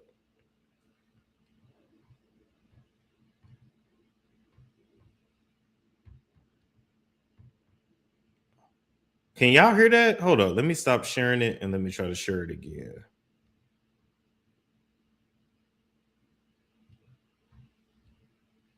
You have a fire in your interviews. Can y'all hear this or no? It's to make people feel comfortable. Yeah. But you came up in an era where people were like hear it. The swoop down, you know, the Wendy's, the Miss Joneses, they wanted the dirt. What made you take that approach? I didn't really have another choice. Like, yes, I'm just like, if I did something to somebody foul in an interview or that I felt was rude, Mhm. I would literally go home and feel bad. So for me, it's not worth it. Like, I don't want to go home and feel bad about something. Hold on, give me 1 second. I might need some headphones. My headphones right there. 1 second. Give me 1 second. So I'm like, damn, I want to hear it. Oh.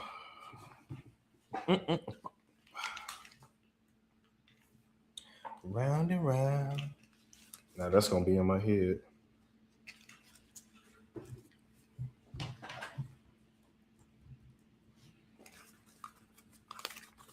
All right, hold up.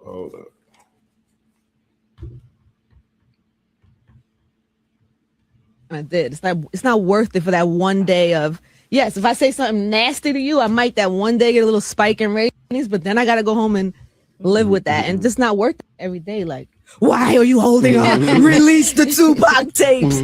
And I feel like I want to because it's part of history, but then I also feel like he was so angry and emotional at that time that so many people will be like hurt and affected by certain things that he said. And I haven't been given the sign that it's okay yet. Right. You have a skill that I admire in your interviews. I wish I actually possessed it. Is to make people feel comfortable. Yeah. But you came up in an era where people were like to swoop down, you know, the Wendy's, the Miss Joneses, they wanted the dirt. What made you take that approach? I didn't really have another choice. Like I'm like, if I did something to somebody foul in an interview or that I felt was rude, I would literally go home and feel bad. So for me, it's not worth it. Like I don't want to go home and feel bad about something I did. It's not worth it for that one day of, yes, if I say something nasty to you, I might that one day get a little spike in ratings, but then I got to go home and live with that. And just not worth it for me. And it also, I find that people don't feel safe then when they're with you. You know what I'm saying? Some artists like to feel safe, like to know that you're not there to attack them, that you're just trying to let them tell their story and get to know them and whatever. So what would you say was the most monumental interview you've ever done where somebody really opened up to you and just shocked you and you left and was like, wow, that was incredible?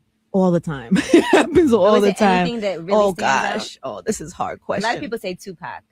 Yes. Well, also I was a baby and I really wish one day I'm gonna let y'all all hear that whole interview. It was so it's good. 2 hours long. It's really like 2 hours long, but I wish the me now could interview him because he was running all over me. Like, you know, he was so smart and I just was like, I don't know what to say. Like I was really trying to play catch up, but it was the first time I realized that an interview could actually mean something to the culture, to the people who hear it. I felt now when she said she was a baby, she's not lying. Look at this. Look at that. She was literally very, very young. Very, very young.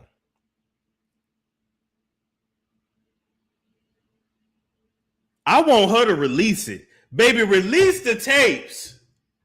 We ready for it. Release it. a certain like responsibility after doing that one. Like if I bring this back, it could go either way type of thing. So that's why you never released it, right?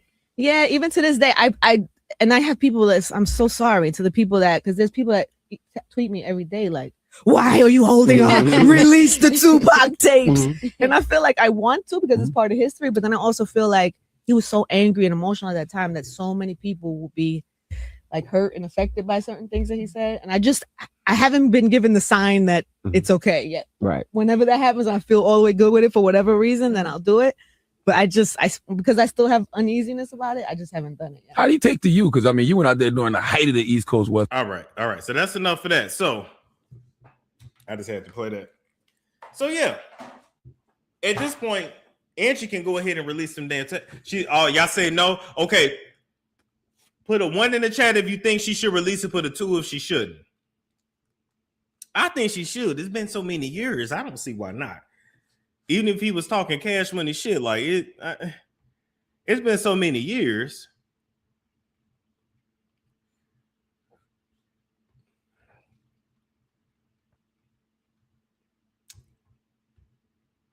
One. Some people saying 1. Some people saying 2. 1. Okay, somebody said 2. She might get delivered. Oh Lord. Okay. You know what? She has had a lot of bad car accidents. I feel like that was magic somebody was putting on her too.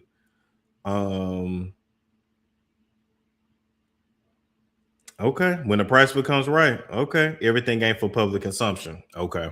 I got you. Okay. All right. So moving right along from that. So then the best friend goes to tell a story about how One day, Diddy was in his office and he was getting some top from a girl. She was slobbing on the knob. She was giving the oral persuasion. And he called for his best friend to come in. And his best friend came in the office and the girl was doing her thing.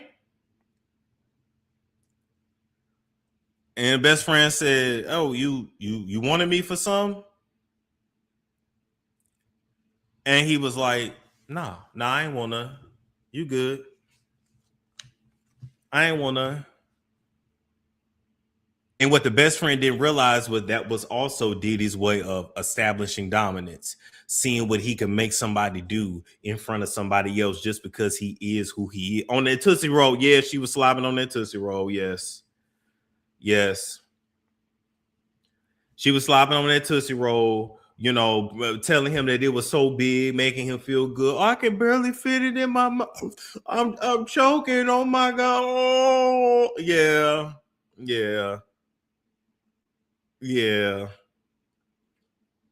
But he wanted him to see it. We already know. Why did some guys show off that they're getting hit? A lot of them, like I said, that's their way of showing dominance, number one. Number two, a lot of people are exhibitionists, right? Exhibitionism is when you like to be viewed having sex. Voyeurism is when you like to watch people have sex, okay? So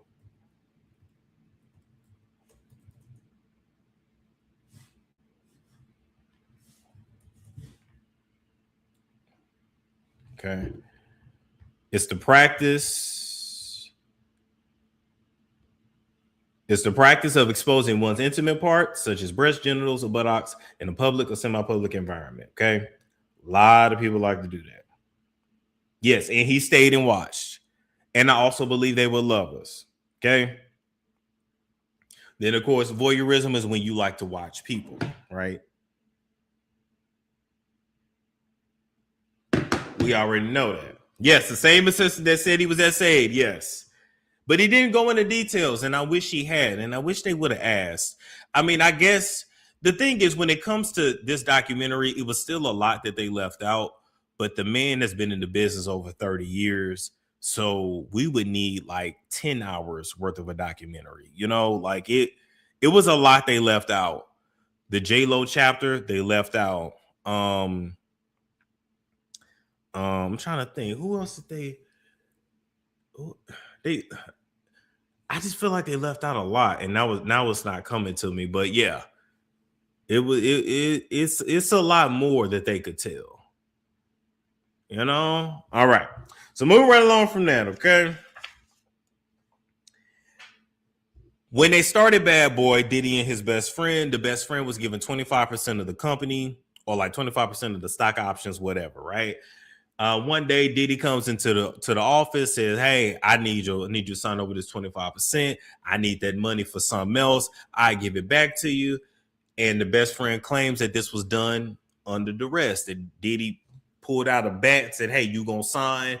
And back then, that was done all the time. Okay, a lot of people said they signed certain documents with Suge Knight because he held them over the balcony, threatened to kill him. Like a lot of them documents were signed under duress, not Todd Tucker duress, real duress. Okay, not like Todd Tucker, real duress. Once again, not like Todd Tucker, real duress. Okay, I'm gonna leave that at that. 50 doing Jay-Z next, as he should. And so Kirk tried to file a lawsuit to get his money back, his 25% back in 2003. The courts threw it out, said that he waited too long. Kirk has experienced, of course, homelessness, brokenness, all of that, as did pretty much everybody that was around Diddy. I believe it was Mark Curry that has said, you know, pretty much everybody that was near Puff either went broke, went to jail, or damn near went to jail, died.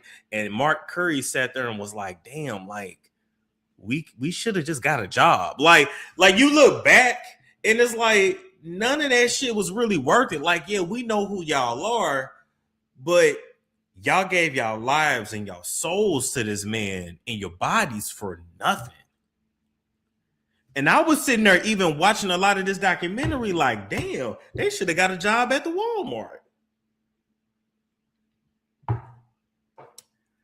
Had they put in 30 years working a state job, they would be comfortable sitting on a pension right now. And they wouldn't have to be doing interviews for money, for cash. Trying to recoup and find where they money at and where they money went, because truthfully, Diddy set up that paperwork to where these people never gonna get their money.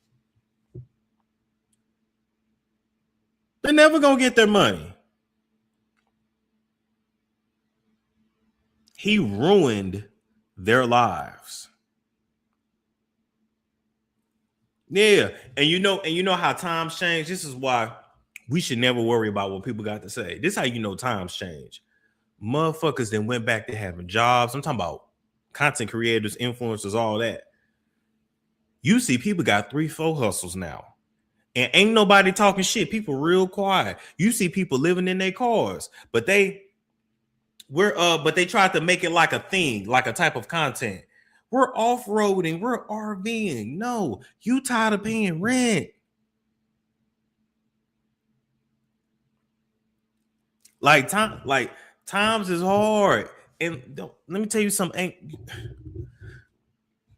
You better go get that job. You need your benefits. You need health care. I was looking at the healthcare marketplace for 2026. I think the lowest healthcare plan I can get is probably about $400 a month. I think around like $400 a month. But you look at the deductible is like $6,000 or $6,500 or something like that. So then it just be like, what's the point?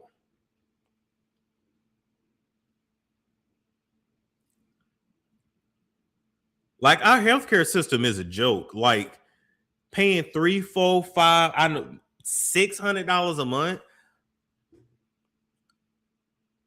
Some of those healthcare plans were like $800 and $900 a month.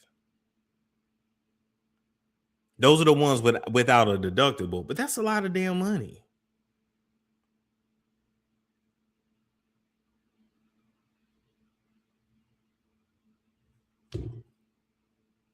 I ain't gonna lie to you. I ain't had dental insurance in the longest, because to me that was a scam. I get my teeth cleaned twice a year and I just pay out of pocket.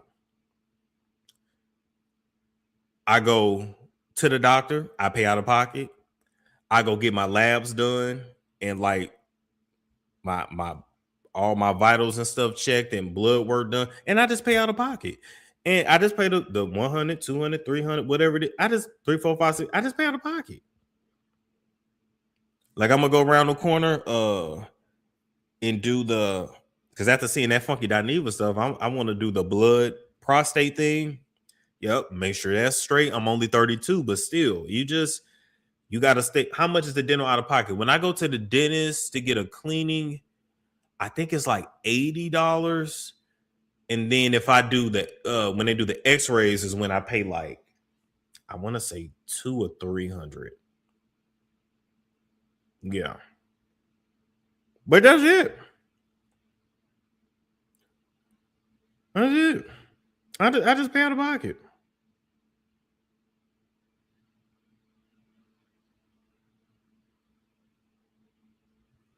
It's a minute. Anyway. So next in the documentary, we can get into.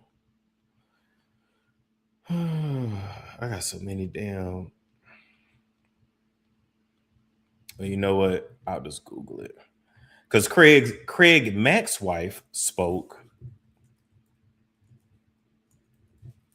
which I thought was pretty dope. And about Diddy.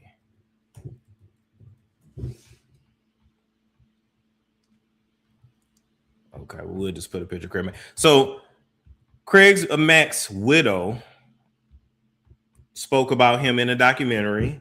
And whether you guys know it or not, Craig Mack died of AIDS. Okay. Craig Mack's widow told me this on the phone 4 years ago. 5 years ago. This was in 2020.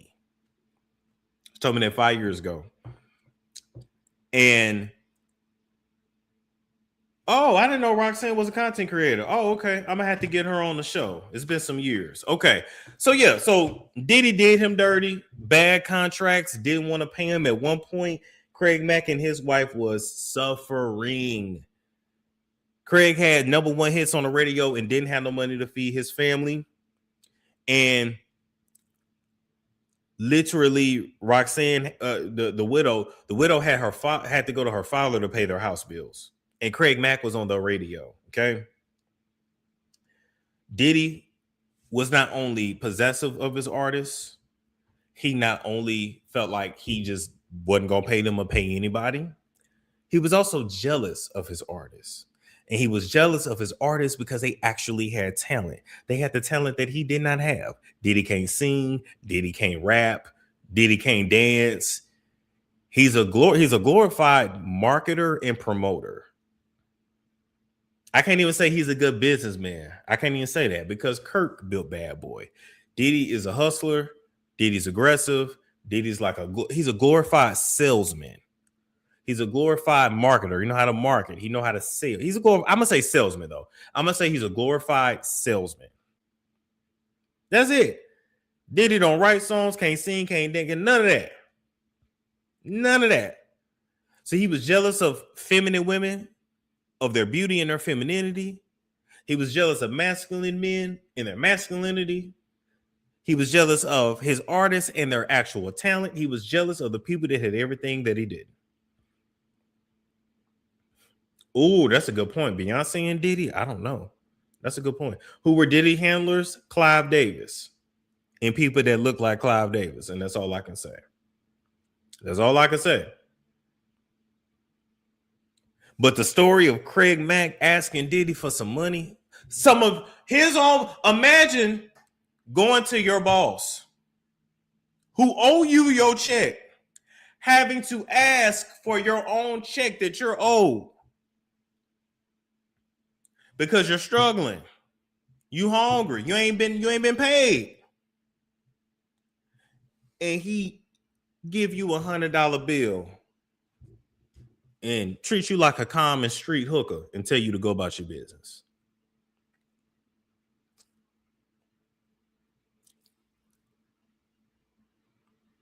That is insane.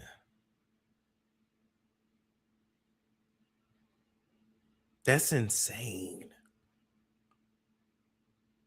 How did 50 get this information? 50 got the footage because Diddy hires people to follow him around pretty much 24/7 with cameras, right?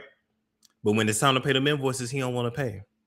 So when you don't pay a videographer for that footage, in according to that contract that you signed with them, according to their invoice, they still own that footage and they can sell it to whomever. So we got this footage because Diddy was too cheap to pay his own people. Diddy didn't even realize he was recording his own demise.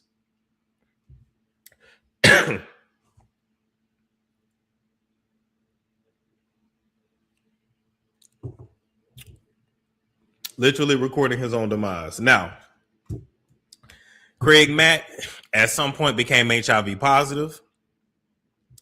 I don't remember. I don't know if he got it from a man or a woman or from maybe even, I don't know if he was doing drugs like intravenous needles. I don't know. But he became HIV positive. He went down to South Carolina. He joined a cult.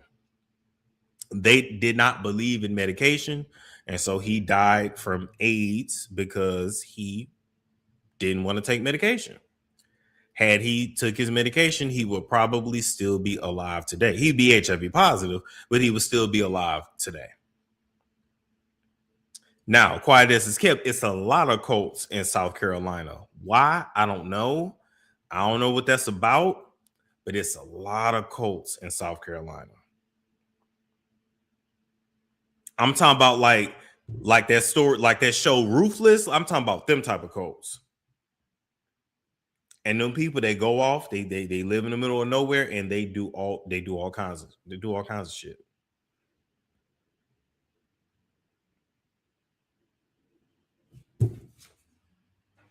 Now they talked about the difference between Bad Boy Records and Death Row, right? Because at one point, Suge Knight wanted to start Death Row East.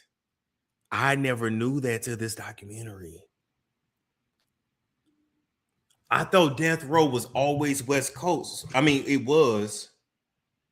But I didn't know that Suge wanted to actually start a Death Row East. Which would have been crazy.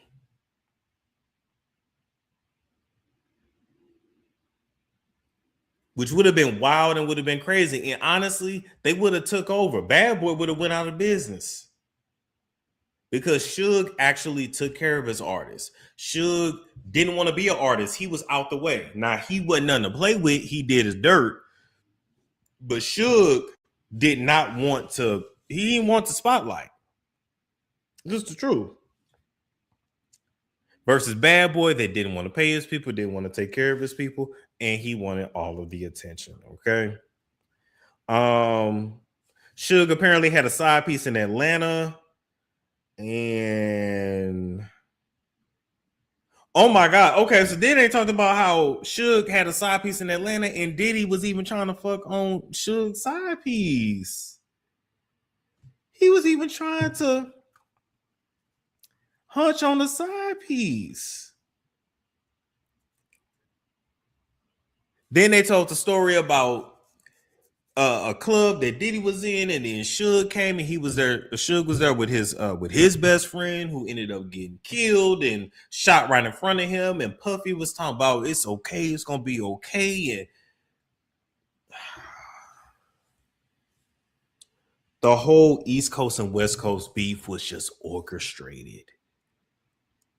And all these people died. Tupac, Biggie, but then all like the gang and street people and shit, all these people died for no reason. For no reason.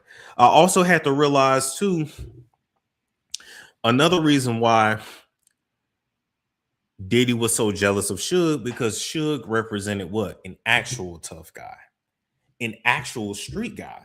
Suge was a street guy who just happened to be educated. Diddy was a dweeb who was educated as well, but who was taking on a persona. Like, no, Suge was actually that guy. Suge was that guy. And when Tupac was in prison, baby, and he needed to get out, hold up. He needed to get out. Suge went and paid him a visit. And y'all know what happened from there. He was death row for life. Hold up. Here it is right here.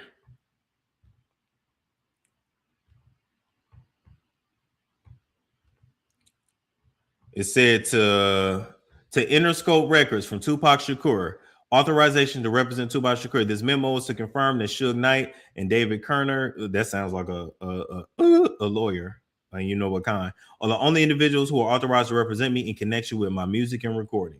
Let the record reflect that Suge Knight is my manager and David Kerner is my lawyer for their purposes, for these purposes, right? This is what Suge gave him, $1 million, and that went to actually get him out of prison. $125,000 and $124,000 allowance for expenses. And y'all know back then, $124,000, $125,000 was a lot of money. All right.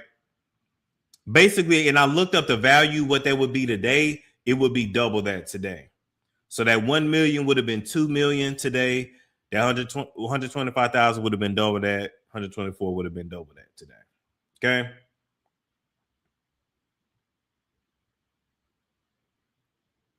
Now, Tupac didn't realize he was signing his own death certificate at that time, but that's what it was. And then he was death row. Now, when we talk about names and manifestation and all this, really think about it, right? You had Bad Boy Records, where pretty much everybody went to jail, didn't get paid, was doing crime, etc.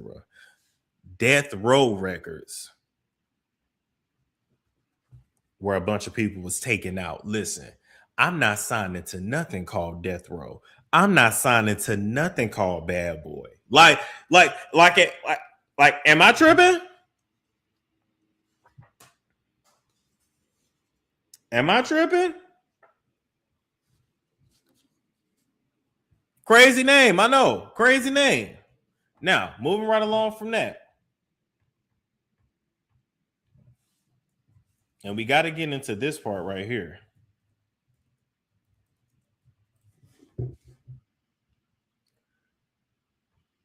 Do we believe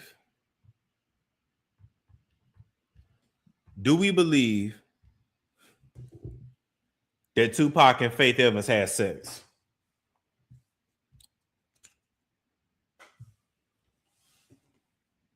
Do we believe it?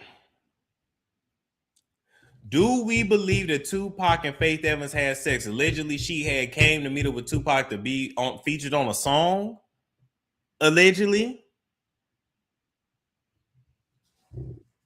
You said he knocked it out the frame. It's possible.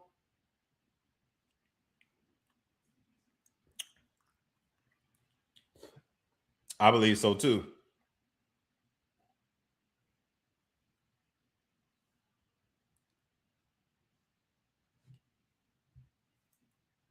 I believe so too. Because Tupac got plenty coochie at that time. He didn't have no reason to lie.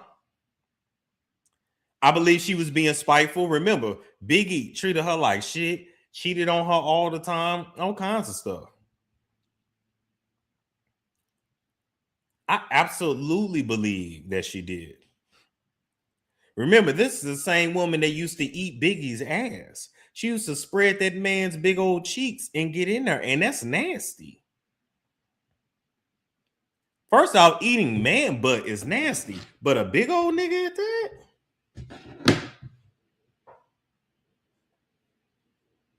Now, I don't know if she made Biggie lay on his stomach. I know damn sure he didn't ride her face. He'd have killed her. I pray she put him in that tub, then the shower, then the tub again, then the shower again. Because, baby,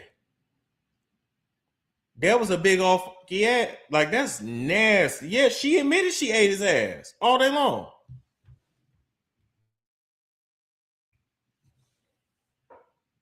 Imagine eating an ugly nigga booty and he still cheat on you.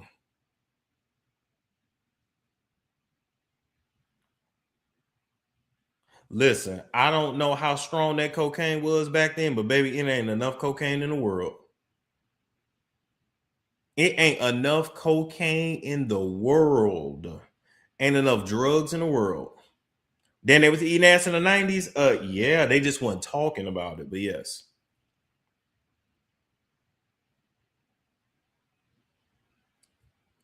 Trick Daddy was really the first one in the rap industry that really started talking about getting his butt ate, and Trick don't hold nothing back. Trick Daddy grabs his ankles and he puts some ankles to his ears and he let them women go to work on that Bonchy cat.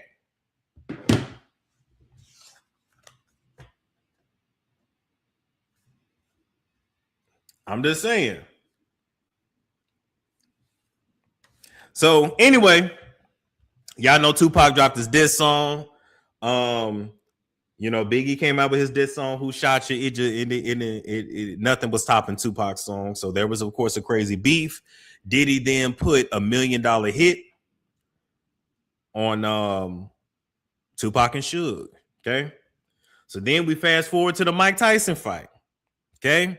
Mike Tyson wins. He knocks homeboy out. Tupac come out. Who he see? He see Orlando Anderson. That's what, the nephew of Keefe D. Now, Orlando had stole one of Tupac's homeboy's chains or had jumped him, robbed him, something like that. Because it was the East Coast, West Coast thing, and it was something with the gang. I'm not gonna say the name of them gangs because I'm not getting into that.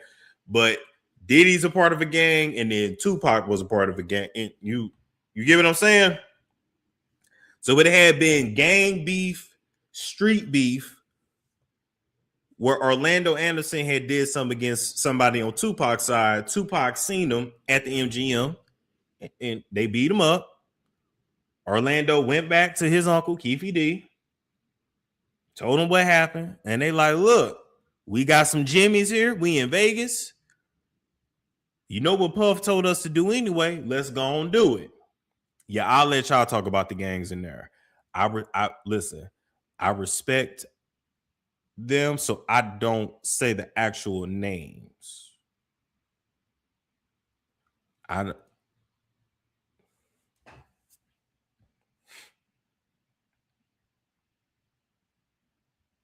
ain't affiliated. I'm affiliated with Jesus Christ.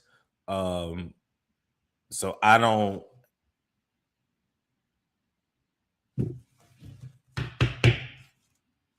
Diddy was a part of a gang. He was. He got jumped in. Even Gene Deal said that. Diddy is a part of a gang.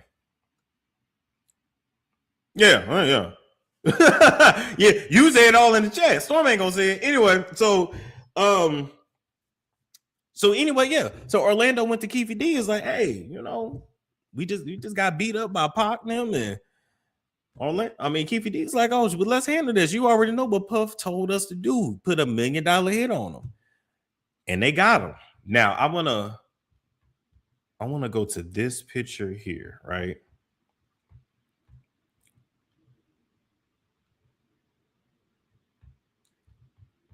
Now look, this picture was when Tupac first signed with Death Row. Look, he was so happy. He was so happy.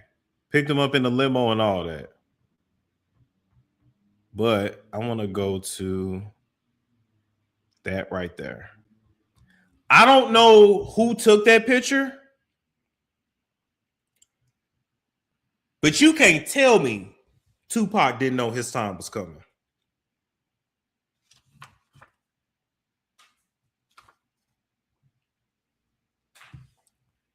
You can't tell me he didn't know his time was coming.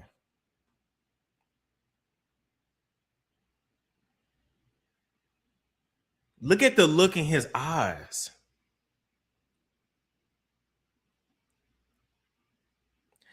And the thing is, Keisha Cole was a teenager back then, and she even knew Tupac personally. And she said she had saw him maybe a week or two before he died, something like that. And he told her, baby girl, this is a dirty business. Always remember, this is a dirty business. Like, look at that. Like, that is eerie. And he had really expressive eyes anyway, but he looked like he knew. Who took this pic? I don't know.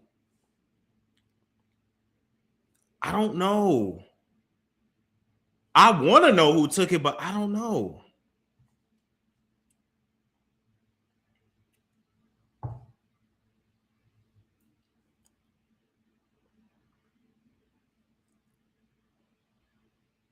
Oh, did they say in the documentary who took it? Okay, I must admit it was a paparazzi. I might have missed that part. Just sad. So anyway, so y'all know the rest. The car got shot up. And, you know, Suge had some little injuries or whatever, but mainly Tupac took the hit and he was gone. He handled that. Now, according to Keefy D and his interview with the police, they call it a proffer session, right? Keefy D says that Puffy agreed to pay him $500K because he didn't kill Suge. He had only killed Tupac, right? So you did half the job. But the $500K went through another nigga. It didn't come directly to Keefy D or Orlando. So long story short, they killed Tupac and never got paid for it. Killed Tupac and never got paid for it. Never was compensated. It went through Zip. There we go. It went through Zip. It was another member of the gang. I'm not talking about the gang. It went through Zip. Zip did whatever Zip wanted to do with that $500,000, which in today's money would be $1 million. That's crazy how much inflation has changed. But anyway, yeah.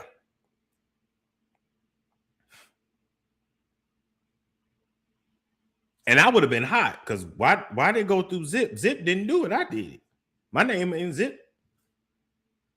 Yep, I think Zip and Puff made a deal not to pay. Yeah, of course. Of course. Oh, you said Leonard Jefferson took the pick. Thank you. Yeah. That was already set up behind the scenes. So anyway, the Life After Death album came out. What always got me is that, let me go to that picture.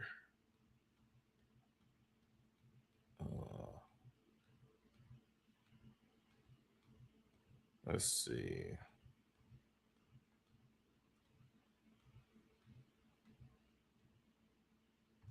Hold up. Let me find that picture. Like literally, the album cover is Biggie by a hearse. Like it like the foreshadowing was crazy. There we go. Boom.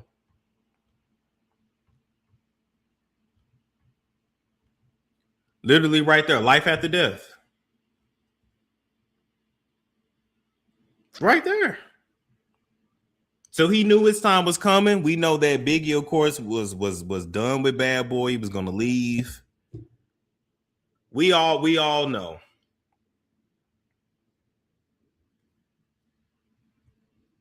After Tupac died, it was not safe for Biggie to be nowhere in LA, but of course, Tupac told him to go to LA, even though Biggie's mama told him, don't you go to LA. Biggie said he was scared. Don't you go to LA. And guess what? I'd have said, fuck you, Diddy. I'm listening to my mama. I wouldn't have gave a damn. Diddy just would have had to been mad. I'm listening to my mama. I don't know if y'all got the kind of mama I got. My mama be having dreams. When my mama said she didn't have a dream about something, listen.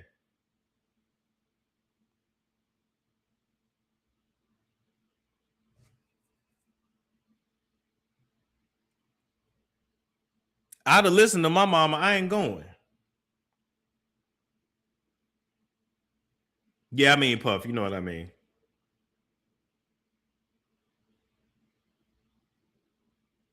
Always listen to your mama. You know what you right. I can't even get mad at you. You right. Look, then when it was time for Biggie to leave LA and go to London, because they were going to do a whole press tour over there. By the way, I need to take my ass on tour. When they were going to do a whole press tour over there. Oh, no, you ain't leaving for London. You ain't going to London. Stay in LA. What? I'm a grown ass man. You know how I know this business is not for me? Because it's a whole lot of other people telling other grown people what you is and ain't gonna do. Bitch, I'm finna go, ho. I'm finna go. Bitch, I'm going to London. And if I ain't going to London, I'm getting up out of LA.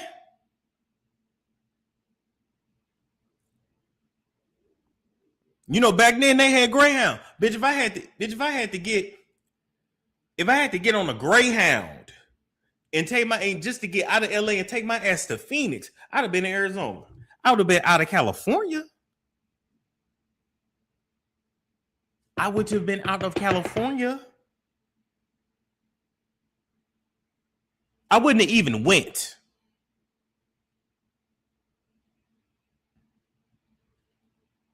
But once I did what I had to do, and then it was time to go. Oh, now you trying to change plans? One thing my daddy always told me: you stick to your plans.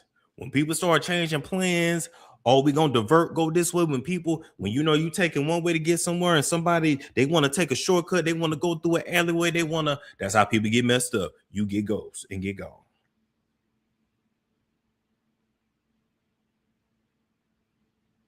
Yeah, I value my freedom.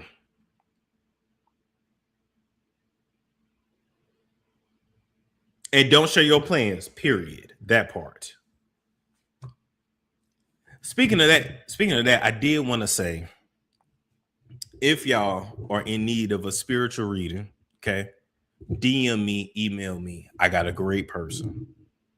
I can give you details later. Email me, okay, or DM me. First thing. Second thing, I want y'all in y'all life to get rid of all the leeches. Get rid of all the people that's trying to suck on your energy. Get rid of all the people that don't mean you well. I've had to recently clean house, and I'm just letting you know, clean house. We going into a new year. Don't bring that old baggage into a new year. You understand? We're going into a new year. Don't bring that old baggage into the new year. Don't you do it. Even though the real new year ain't until spring, but the white man's new year. You get my point. Okay? Clean house. Anybody that you know ain't really for you, don't really mess with you. Anybody that you got to guess, get rid of them. Get rid of them. This was 2025. This was the year of the 9, 2, 2, 4, 4, and 5, 9, right? This is when your debts come due. This is when people come to collect. Like a lot of people got exposed, right? Next year, 2, 2, 4, 6 is the year of the 1. So 2026 is going to be year of beginnings. It's also going to be the year of the masculine. So it's going to be a very masculine year next year. Next year is also going to be the year to pursue things, be very driven, be very ambitious, to speak out, speak your mind, be very bold, and embolden. Yes, this was a year of completion. Don't you bring that old shit into the new year. Don't you be quiet about anything in the new year. You be loud and you let them up and now. Okay. New beginnings. It's all about the new. Anyway. So then we know what happened. Biggie got shot. He died. Okay. Diddy stonewalled the investigation. He was not cooperative with the police. Allegedly, he was paying off witnesses. And in his mind, to the public, Diddy said, hey, I'm going to throw the biggest funeral for Biggie, and then made Biggie's estate pay it. And then went back and changed the documents in Biggie's contract to be more favorable for Bad Boy. So long story short, Biggie's family never received what they were supposed to. Because, of course, in the music industry, you're worth more dead than alive. And so Diddy knew that. And yeah, he fixed that paperwork to make sure all that money came back to him. He was a straight monster. Now, let's see. Okay, so then they started talking about how Kim Porter had a good upbringing. Okay, we move on to episode 3. So they get into Kim Porter and the fact that she had a good upbringing and how she was beautiful and she was very ambitious. But him and Kim Porter fought all the time because she had a voice. Kim Porter didn't just go along with everything he said. And whenever Kim would disobey, he would beat Kim senseless. Okay. And then act like it never happened. He started throwing these white parties. You know, Ashton Kutcher was around. Many celebs were around, and now they're very quiet. You know, then they spoke on the club shooting with J-Lo and Shine. And that started because Diddy saw somebody else in the club that he had beef with. And instead of running hands, Diddy grabbed a gun and shot. But ended up shooting that girl in the face. Not even hitting his target. And after that, J-Lo got ghost and she got the hell away from him. Okay? Boom. Then we get into the making a band era. Because Diddy realized, hey, rap ain't the same, music ain't the same. I got to rebrand, right? One thing Sean was always good at was rebranding himself, right? Which is a part of life too. Yeah, everybody on mute right now. Anyway, so then they get into the making a band era, right? He started doing these reality TV shows. You know, you had The Band, Danny Kane, Day 26. He actually signed Donnie to a contract too. I don't know whatever happened with that album. You know, but now we know, you know, the contracts were terrible.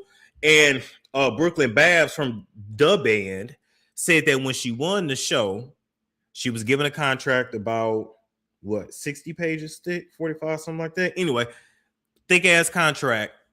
And Bad Boy Entertainment said you got 24 hours to look this over with your attorney, right? That right there should have already told you what it was about. But But Brooklyn Babs said she took those documents to an attorney who then told her they're not offering you money, only fame. So she was told by her attorneys not to sign this shit, but she didn't give a fuck. She went ahead and signed it. As time went on, he clashed with anybody that had any leadership qualities and wouldn't submit. Of course, that was Aubrey O'Day. Okay. He did his best to paint Aubrey out to be non-cooperative, a bad person on the show. If you remember when he fired her, none of it really made sense. Now we know he wanted to have sex with her and she wouldn't submit. Aubrey read out a lot of the emails that Diddy would send her at 2-3 in the morning, pictures of his penis. He would be playing with himself. He would be watching porn, and then he would email Aubrey, and he would say to Aubrey, like, yeah, I know you're used to being in charge, but I like ladies that submit. He was so keen on dominating this girl and humiliating this girl. And Aubrey wasn't going for it. But what we learned is that allegedly there was a situation where Aubrey got assaulted, according to an eyewitness, and it was recorded. But Aubrey has no recollection. She has no recollection of it. None. Okay. Then they started talking to Kina Harper. And she said that when she first met him at the house in LA, she flew out to LA. She first met him. He was in a t-shirt and drawers in the studio. So you meet this man and he half naked. She started laying down the track. Oh, boom. Signed it right then and there. Okay, boom. Then they came out with the album. And Kina didn't see no damn money, but Kina said there was always a weird relationship between Don Richard and Sean that felt sexual. Then they started talking about Cassie. Cassie came around in 2006. We already know she was 19. She had did some modeling. Now, in the documentary, they kept trying to say that she was this talented singer and dancer, and that's where I had to stop. Can y'all hear me? That's where I had to stop. Let me know in the chat if y'all can hear me. Okay, yes, okay, cool. That's personally where I had to take a little break in the documentary, because I kept trying to figure out how they were saying Cassie was talented singer and dancer, and the girl couldn't halfway sing or dance. She was skinny and she was always a pretty face. Nothing more, nothing less. It's me and you. I've been waiting, thinking wanna make a move now. Baby, tell me when you like, tell me if you like it. Hey, make a move now. Baby, tell me if you like it. It's me and you, it's just me, thinking about me. It's just us two, it's just me and you now. That's when they had me messed up. The girl couldn't sing or dance. I never remember her performing live. This was her. It's me and you now. I've been waiting, think I wanna make a move now. Baby, tell me if you like it. Tell me if you like it. Hey, make a move now. Baby, tell me if you like it. It's me and you. It's just me. It's just us two. It's just me and you now.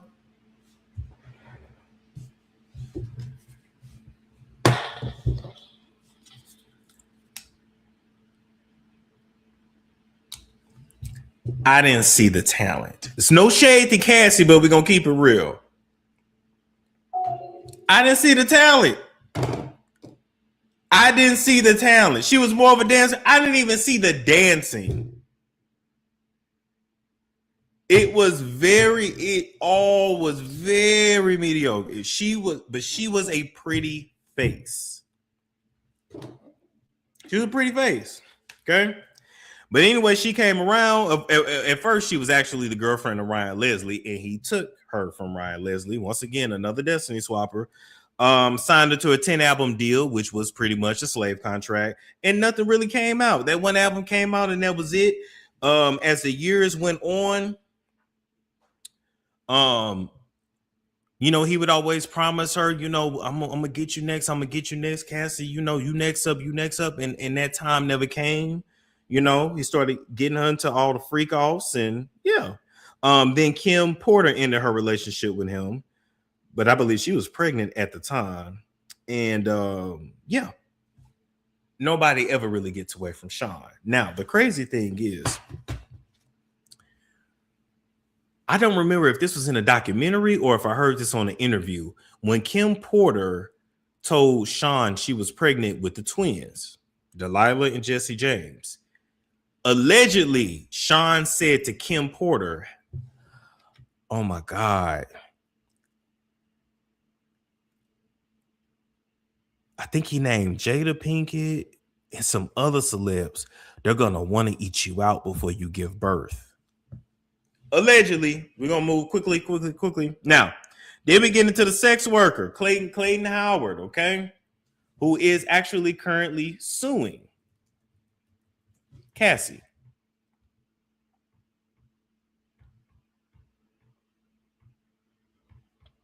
Here he is right here, okay? He was one of the men that were brought in to, of course, have sex with Cassie in front of Diddy. Sometimes they would, do 3 ways on, have sex with Cassie with Diddy in a room, excuse me.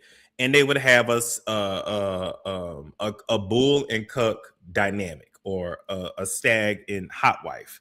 It was actually more stag and hot wife. And I need to come back and explain the lifestyle community. We call it lifestyle, but swingers is what they are, right? Everything is not a bull and cuck dynamic, because cucks usually get denigrated in some kind of way. Stag is more when you're just sharing your woman, and the woman is called either a hot wife or a vixen. Hot wife is normally used for like white women. Vixen is normally for everybody else. You understand? So it can work like this. And even Joe Budden does this with his girlfriend, Sade. He admitted that himself, right? So let's say you Diddy and Cassie. Let's say you go out to a club, right? Right? You're at the club. You see a guy. He's big. He's muscular, or sometimes, or whatever the husband's into or the woman's into, right? But normally dark, muscular, and well endowed, right? When it comes to the lifestyle community, it feels very much like slavery, and how they used to put men on the auction blocks and hold up their genitals, and it gets like that. But anyway, right? Sometimes they scout them out at restaurants, clubs, certain hotels. There's certain signals that people use to let other people know that they're a swinger. Like, I mean, if you're real loud about it, you're wearing like a pineapple t-shirt, but that's stuff that like old white people do in Florida, right? But normally, like if you go past a house, you see a pineapple, right? Sometimes it's upright up, sometimes it's upside down. If you see a car and it has like a fuzzy sock on the antenna, that's another sign. Sometimes in hotel rooms, you can see certain symbols on doors, and sometimes it's just saying, "Hey, we're swingers." Sometimes it's saying, "Hey, come in and you can watch." And then sometimes it's saying you can come in and just jump in and join. There are all kinds of lifestyle activities going on, especially down south, and especially in states like Florida and Texas. Okay, Texas is real big on it. But let me explain the scenario, right? So it would be something like you at a club, The husband would come. Well, hell, they happened to me too. Even when my body was better, but my body's coming back. Yeah. Anyway, the husband would normally come up to you and say, "Hey, my wife likes you.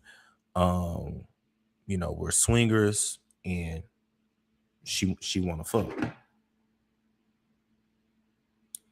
and she want to fuck." That's normally how it goes down. He had a 304 to scout him. He would have Cassie to scout him, and then there's escort website, there's websites, there's swingers websites, all that. But I'm just telling you how it normally happens, like in regular life, right?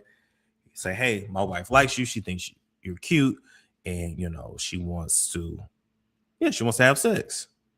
Now, sometimes they ask you your measurements right there. How big are you? Do you have a picture of you? Have a video? Sometimes they're not really concerned with the size, because there are a lot of men in the lifestyle that are average size or not well endowed at all. But some are really big on face. Some are really big on tall men. In the lifestyle community, there are parties that are, I can't say all that. I'll just say there are parties specifically where the men there are 6'3" plus, and the women there come there to get FUCKED'd by tall men. That's the whole purpose of it. Normally a house party, you go in and you see 6'3" men, usually black and usually very dark with bald heads. And they go and they get their brains knocked out of them, and they go back to their husbands. And their husbands are sometimes there, sometimes not. A lot of these people are in the church, they're teachers, in the swingers clubs. For the most part, the most common occupations I saw were Sunday school teachers, elementary school teachers, nurses, and flight attendants. Flight attendants are big in the. So no light-skinned men. There are some. But you know how, like, when it comes to black women, they prefer dark-skinned men and they want all the dark skin. Yeah, with other races, when they go black, they want the darkest of the dark men. I'm talking about black. I'm talking about dark. Like, I'm not trying to be derogatory. A lot of times, like nappy headed, like the nigga ain't combed his hair. He ain't even tried to brush or comb his beard. Like, I'm talking about black. A lot of times they do want them to manscape. A lot of times, because it's a lot of white women in the lifestyle, of course. A lot of times, them white women don't want these black men to even manscape. They want rough body hair on them. They appreciate the blue, black, the naps, all that shit that we don't, but they do. I've seen niggas with gold teeth. I've seen niggas with gold teeth take down this classy white woman. And usually they'll meet up at a hotel or a motel, or he'll come to their house. If they trust him enough, he'll come to their house. But it's real late at night, and down there in Florida, down there in Texas, in those gated communities, you don't know what's going on. And if they got the land, they got the space, they with it. They with it, like, for real. They want the hooded. Yes.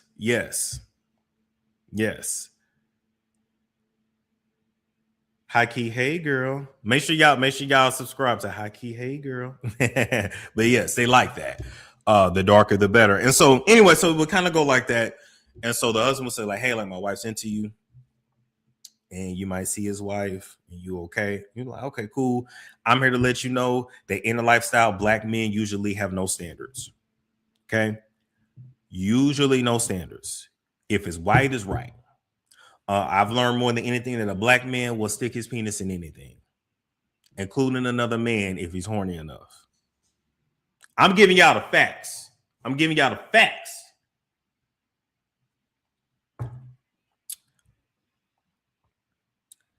These black men, they don't have no kind of like. I'm telling you, I've seen black men. I got a homie. I'm not gonna say his name. He might still do the documentary. We'll see. But anyway, I got a homie, and I remember one time he was like, "Hey, ain't she so sexy? She's so fun." And I look, and she was not. I didn't see it. One time I seen him with a baddie. She was white. I ain't gonna lie, and she was actually bad. She was older. She was probably like in her 40s. She worked out. She had like a smooth, like a kind of like a shaved pixie type hair, because she was one of those kind of white chicks. But she was actually attractive. That was the one attractive one I saw him with. Most of them other ones, I ain't see it. Most of them are big, like Mama June. I'm talking about cottage cheese stomach, cottage cheese ass. Oh God, and don't let a white girl have a big old ass. She's a queen in the lifestyle to the black men. I'm just letting y'all know this is what it is. Okay. Older. I mean older than me. Older. She was definitely like mid to late 40s. She was bad. She was bad. Okay. But that way he showed her to me, and I'm like, oh, okay. Like, okay, that's one. All the mother, Well, I have to say that because normally, by the time white women get 25, baby, the looks start going. White people lose their looks quick. Black people grow into our looks. That's what a lot of people don't understand. A lot of white people, like they really come into their looks early and they leave early. A lot of us grow into our looks. That's why we really not supposed to be doing like plastic surgery. We ain't supposed to be messing with our. We're really not supposed to be. All we have to do as black people is keep our weight under control and stay off drugs, and we're good. And that's men or women. But anyway, I have seen men in the lifestyle who would be like y'all top picks. I'm talking about tall, built, whether he's a thicker build or a slender build, men that look like they were athletes like when they were teenagers, right? I've seen black men that I'm trying to think. Okay, somebody give me a black man y'all find sexy. That's like dark though. I'm gonna show you mainly what's in this lifestyle, and you're gonna be like, what? But it's true. Give me an example of a black man that y'all like just for Idris Elba. Lance Gross. Okay, that's a good one. Lance Gross. So imagine Lance Gross with Melissa McCarthy. Imagine Lance Gross with Melissa McCarthy. That's a lot of what you see. And then from there, you might make a date, pick it up later, etc., etc. So get the F out of here. I'm not lying to you. I don't have no reason to lie to you. That's real. In the lifestyle, when you find somebody that's like actually attractive, it'd be hard to get to her. She be gate kept. She be gate kept. It'd be hard. It'd be hard.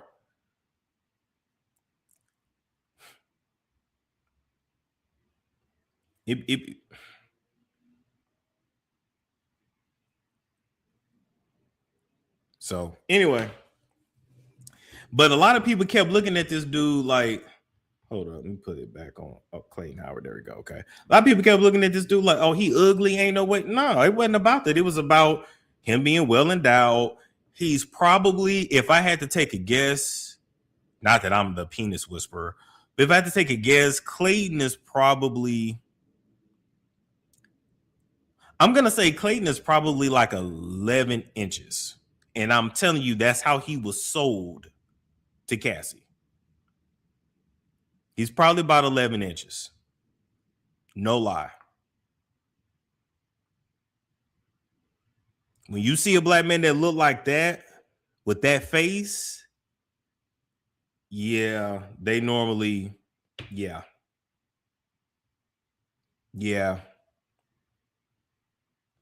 And what's crazy, now, let me say this before we say this. I've been told I'm not really lifestyle, right? Because I've always said, if I actually like meet somebody I actually want to be with, love them all that, I'm not doing none of this shit. I'm not doing none of this nasty ass shit. Like, so I've been told I won't. Can you handle 11? Because I've seen the chick try to take 11 and we damn near had to call the ambulance. And that's a fact. So y'all talk about, can you take that though? Because some of them know how to ease you into it, and some of them, they don't. They will get frustrated. You can't take that shit. They don't know. And baby, don't let them be hyped up on Viagra. I'm talking about in this lifestyle, baby, the 100 milligram kind, the kind where that party can start at about 8:30 p.m. and don't stop until 10:30 a.m. I'm talking about the 2, 3, 4 day lifestyle parties. So you like the look of that 11 inches. You like when that shit get hard and they come up to his chest like that. That shit turn you on until this man is digging in you 2, 3, 4 hours straight. Be careful what you ask for. Be careful what you ask for.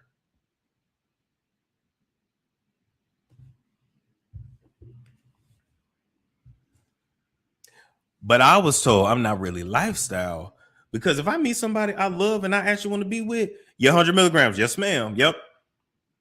And not just the pill. They got the jelly kind. That's the one that hit quick. It's in a little package like this. It looked like petroleum jelly. You wouldn't even know what it was. Or it looked like who remember them old school Neosporin packets? Back when we was in school, it looked like Neosporin. That's what it looked like, not jelly. It looked like Neosporin. Yep. It looked like Neosporin. Yep. And I've seen I've seen women get hit by something bigger than 11 too. Me and this guy are not homies, but like we're cordial, like I know him, and literally he gets paid to just fly around and give that thing to married women and single women. Yeah, no, I've seen a nigga look like a literal horse. No lie. I'm not gonna make this shit up. I seen this shit at a party. That nigga, you see my arm, right? I'm not exaggerating. You see my arm, right? And you see that bend I got in my arm? This fully extended and there the bend. You see that, right? His shit had a bend in it. You know how they say like a third leg? His shit had a that did.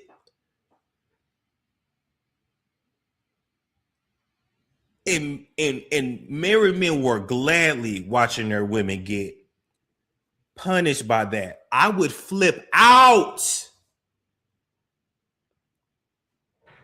I would flip if I saw a woman I love, and because I ain't got nowhere near that. You're his now. You're going home with him. You're going home with him. You belong to him now. Because there's nothing more I can do here. There's nothing more I can do. You belong to him now. There's nothing more I can do. The Punisher don't even have that. There's nothing more. When I tell you I would crash out, she wouldn't even. I would be. You know what? I would have ran to the car. I'm like, I'm popping the trunk. That's it. Everybody's we're done. We're done. Go to bed. We're done. It don't matter just because it's big, it's not pleasurable. Once I see somebody, I look that go inside you, yeah, I'm good. It's like your chick getting hit by Marshall Price. You finna go after Marshall Price? Don't even tell me you been with Marshall Price. It's nothing more. I cannot compete where I don't compare.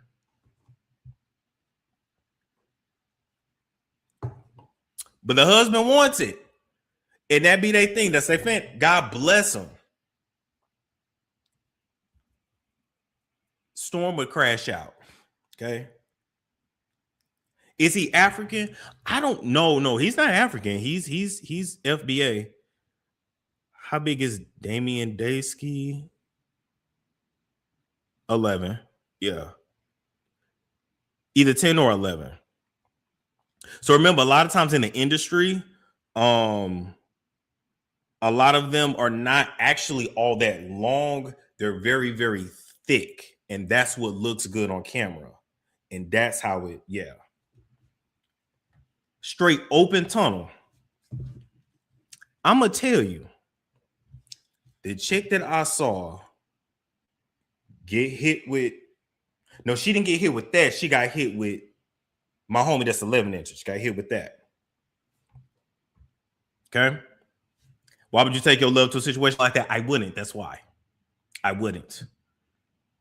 If you want to be a situation where, you know, we want to be intimate in front of another couple that's intimate, hey, I need to see what he's working with. It can be bigger than mine. It can't be a monster. You're not finna make me look bad. I'm sorry. It is what it is. It is what it is. If we freaking, we freaking. Okay, let's get to it.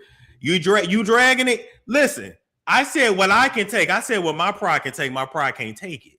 Okay, but I've listen. This chick that had to stop because she was in pain. We was going to have to call 911, right?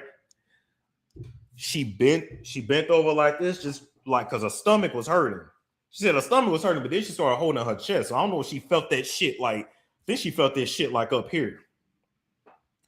I seen her coochie from across the room. Her shit was open like this. That shit was just open.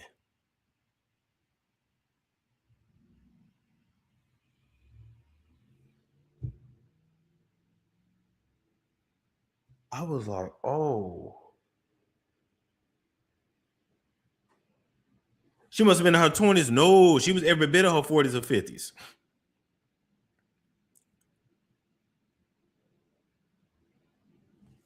Her shit was like this. I was like, oh.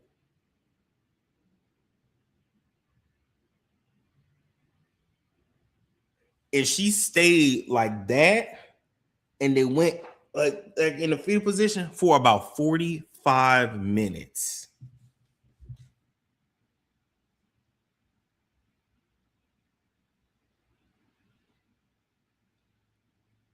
I've seen it all at this point. Let me tell you, I'm not naive about nothing. I'm not naive about nothing no more. Would her coochie ever close up again?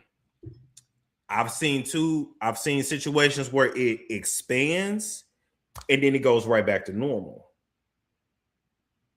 Was she small frame? Yes, she was about 5'2". She's about 5'2". But I've seen some where it just stay open. It just stays open. Hey, you gotta pack your shit. You going home with him. Cause it ain't nothing. Baby, you gotta go. You gotta go. But yeah, it goes back to normal. But it's just a point. Like I can't unsee that. So anyway, I'm teaching y'all all about the lifestyle. But I say all that to say, why were you there? Because I was at a free. You must be new. You must be new.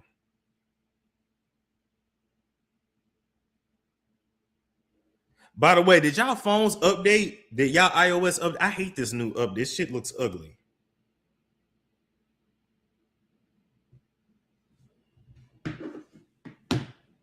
But I didn't gave my life to God now, so I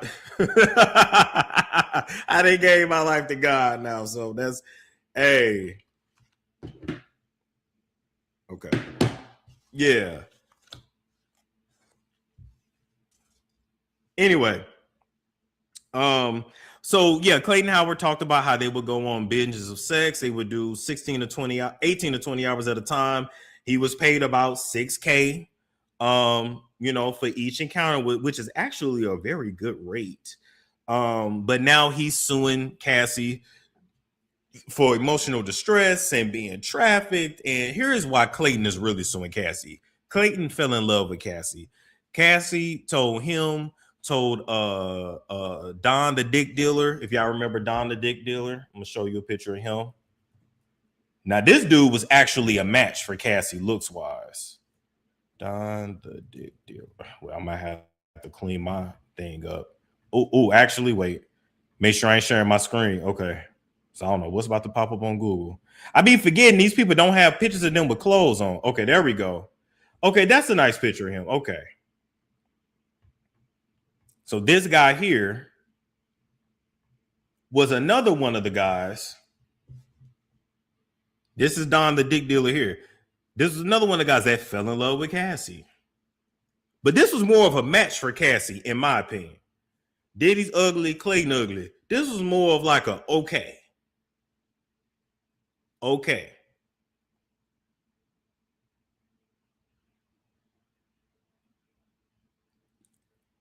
Nonetheless, Clayton got mad and upset because Cassie got pregnant with his baby and she aborted it. And that's why he's suing her. He's still in love with her to this day, and he mad that she aborted their child, but that was her body, her choice. Clayton couldn't figure out how they was able to keep having sex. So then he says Cassie introduced him to ecstasy, and he was up for about 2-3 days. And when he would constantly bust inside of Cassie, when they would, so he would be, smashing Cassie shit, boom, boom, boom. Oh, fuck! Then she would run off holding her, trying to hold the nut in, so that she could go with Diddy in the bathroom, right? And he would rub the semen on his nipples and drinking and all that. That was nothing more than sex magic, baby. It was all kinds of sex magic. That's what that was. Yeah, that's another thing. A lot of women out here, they have fetishes of just being, we call it cream pie, which is a man ejaculating inside of her, and they just want it again and again and again and again and again. They love that. They love that.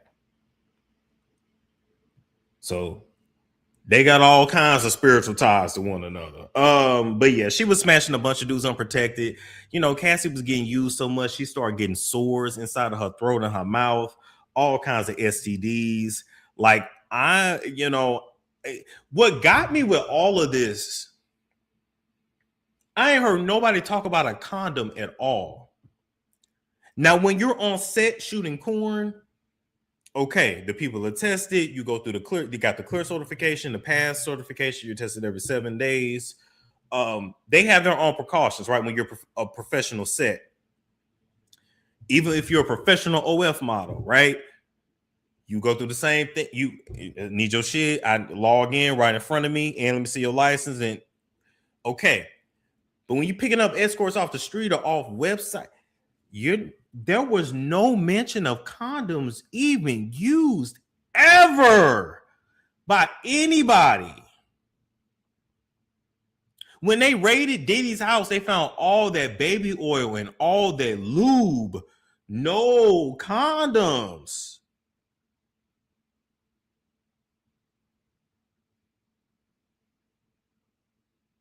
Like, are y'all okay? Yes. Listen, in LA, yeah, on the corn section, they had to use condoms for a while. They eventually got rid of that mandate. That was when that one male performer brought HIV back to LA. He didn't get it from the States. He did a 13-person orgy in Brazil. So usually when it comes to the industry, when they get STDs, it'd be from somebody sleeping with somebody regular, or actually it'd be when they go overseas. They go to the DR, they go to Brazil, and they shoot down there, and they bring that shit back. But what got me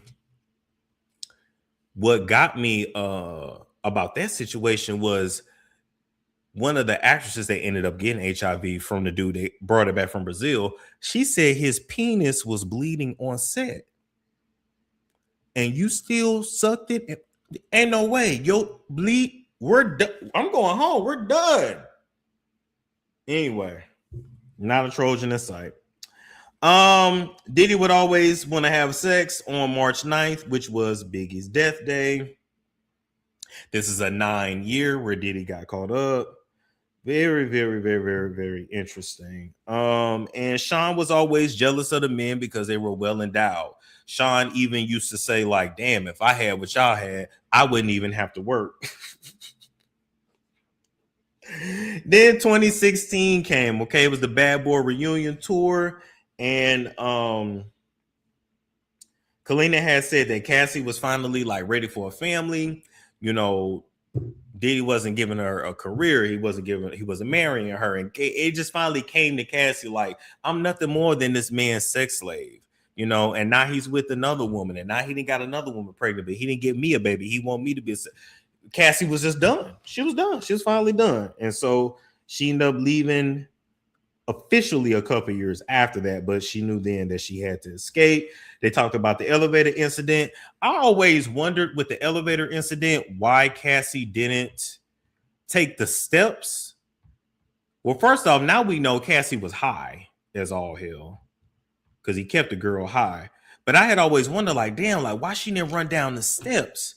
But then I thought about it. If he would have caught her, he would have threw her down the steps and probably deleted her, you know, and she probably was, she probably really couldn't like move, you know, like, oh, the doors was closed. Oh, yeah, Charlie Sheen did too.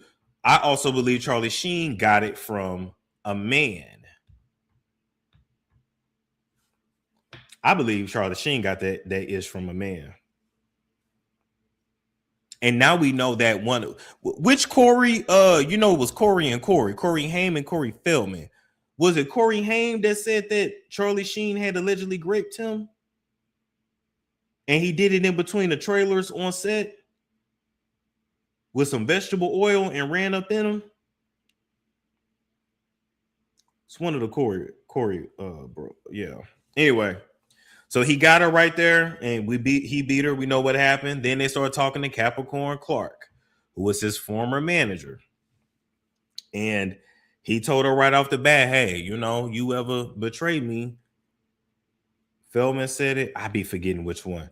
But Capricorn was told right off the bat, you betrayed me. Basically, you did. You gone. You know, and she had every reason to be afraid because Diddy was getting away with all kinds of crimes. She talked about her life story a little bit and how she grew up with like a drug addicted mother. And Diddy knew how to pick people who were traumatized to work for him that would be able to deal with his BS, you know? So it's insane, but she allowed him to get away with a lot of stuff. And that's how that worked. Then they went on to the Love album era, right? Lil Rod told his story. He was super talented.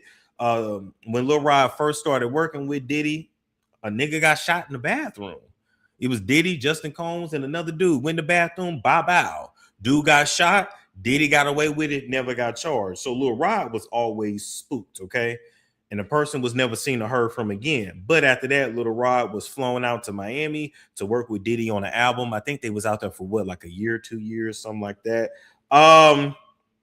Lil Rod was promised $250K. Lil Rod was promised a house right next to Diddy's house. I don't know why he believed that shit. Now you might have believed the $250K to produce the album. I don't know why you would ever believe that Diddy would ever buy you a multi-million-dollar house on Love Island. I just don't know why you believe that shit, Lil Rod. Like you had to do better than that. Let me find a picture of Lil Rod. Because, baby, they put Lil Rod through it. You hear me? This was calling him Leroy, Delroy, something like that. Hold on. Let me find this picture of Lil Rod. I mean, he put Lil Rod through it. Where's my picture? Okay, there we go. So got a picture of Lil Rod right there, right? There go Lil Rod. And yeah, he started showing Lil Rod sex videos of men on men for inspiration. And then that wasn't working. So he told Lil Rod to go to the club, wear your hat, bring back some hoes. I need some inspiration for this album. Lil Rod alleged that Puffy and Justin Combs would have orgies together. They would, you know, they would do freak offs together. You know, they would do probably MFM threesomes and all kinds of shit. They were having sex, not necessarily with each other, but sharing women.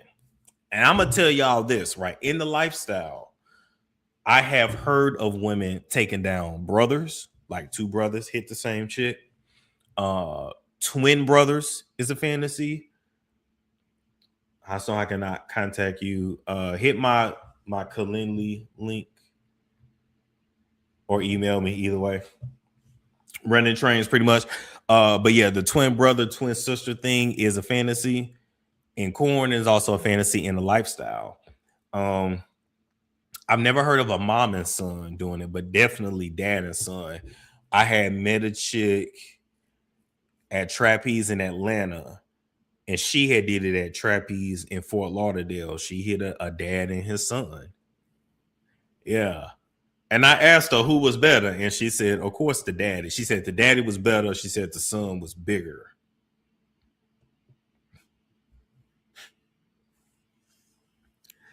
Right there in front of her husband. Her husband was cool as hell. And he hit chicks too. They had an open relationship. Yeah. But when they talked about that, here's who I thought about.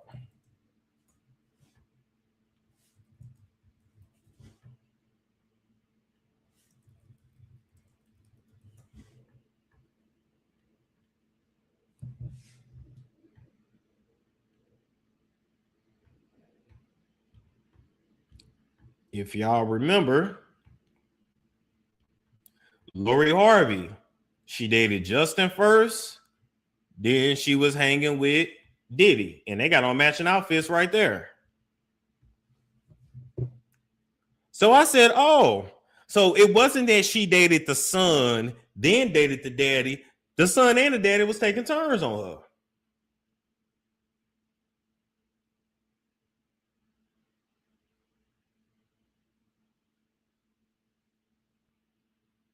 That girl was sold to them. Now it's making me think: did Steve Harvey have did he have a debt to pay? You know what was really going on? Now that we know that father and son was having freak offs together, and this was in 2019. Let me see when the Love album was recorded, because this was around when. Nah, that might have been after the Love album recorded. Standing on the verge. Diddy. Okay, 2021. So they started recording the Love album. This is when Lil Rod was around. So in 2021, Lil Rod saw Diddy and Justin Combs having freak offs together. Just 2 years before that, Lori Harvey was around and had dated them both. I mean, come on now. Boom, boom, boom, boom, boom. Okay, boom. So then as time went on, you know, the freak offs got freakier and freakier. And Lil Rod said sometimes, you know, he went to bed with hoes and he would wake up with the same hoes. And then sometimes he woke up and it was Diddy in the bed with him. And then said that not only was Diddy in the bed, he said he would wake up sore.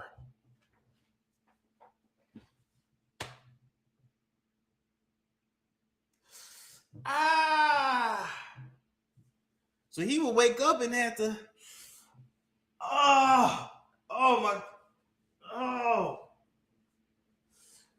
shit, getting on the toilet. Oh. And then Diddy's like, "What's up, Playboy? I need you up. We got to get to work. Come on, get on the treadmill with me, little Delroy, little Elroy. Come on. Come on. Let's get it. Let's get it. Let's get it. Let's get it. Let's get it. Let's get it. Let's go. Come on."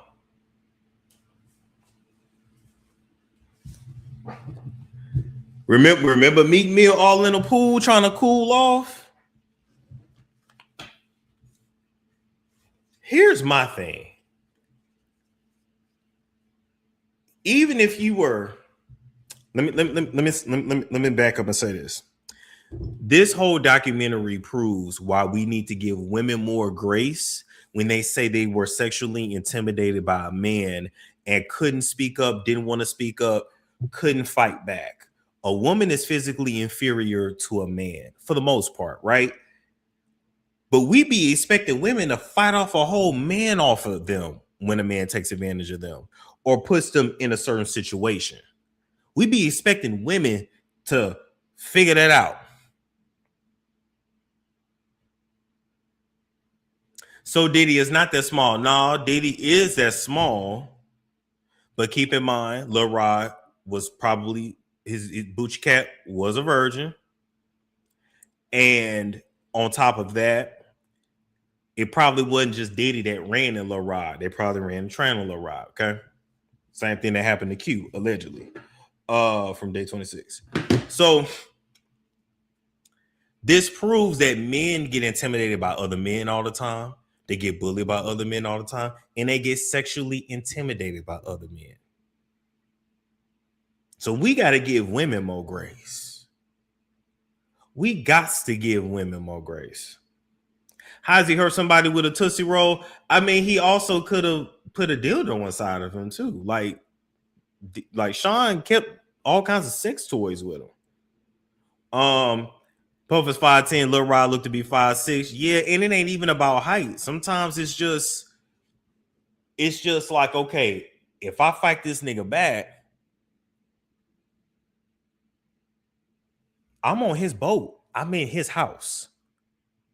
Whether you win or lose, you're not winning. So my whole point is, even if you have to do what you got to do to get out of that situation, why did you keep going back? I would not have went back to work. Are you crazy? I'd have been gone. I ain't finishing nothing. I ain't doing nothing. I'm calling the cops. I'm filing a lawsuit. I'm doing all that.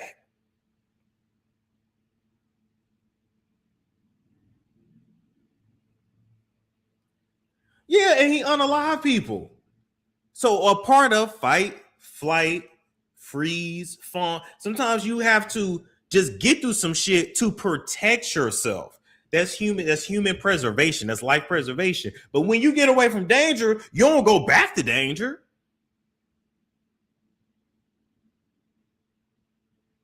Then kept saying, "Oh, well, he was promising me this and promising me that." He ain't paid you one thing. Y'all got used and abused and ran through to just be around him, drink up the liquor, indulge in the drugs, indulge in the freak offs, and just to be able to say you work for him, but y'all, none of y'all got paid. So he finally got enough again, ran in, and he went about his business. And it wasn't funny, but it was also hilarious, because then when he wanted to get paid, Diddy gave him all kinds of problems, called him back to back, left all kind of voicemails. Then they finally agreed to pay him $32,000, something like that, or $39,000, whatever. Never even paid him. They just never paid him. So apparently Diddy got wealthy by just not paying people. Then they went back to Aubrey O'Day.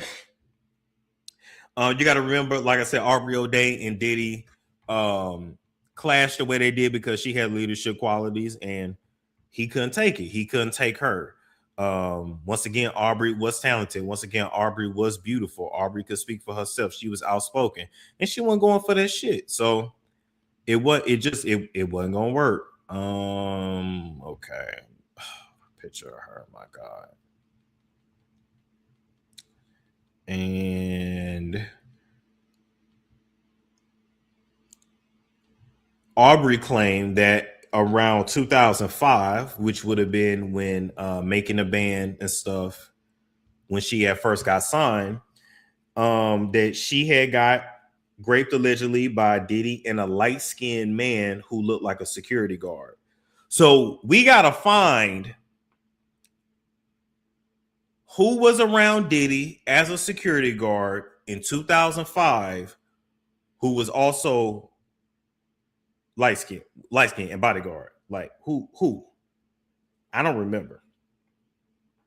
Nobody wanted to help Aubrey. Aubrey went to one of Diddy's right-hand men, and basically he was no help either. Then they went back to Kalina when she needed some help with a lawyer. He wouldn't give it to her. He wasn't shit. They confirmed, yeah, Diddy really did try to kill Kid Cudi and blew up his car and did it all because he was hanging out with Cassie. And then my thoughts on the trial, right? In my opinion, the prosecution was terrible. They focused too much on him just being a freaky nigga and domestic violence and not enough on the actual trafficking. And to me, the trial felt like a joke. I'm gonna keep it real. I know it was news, it was fodder, it was to me,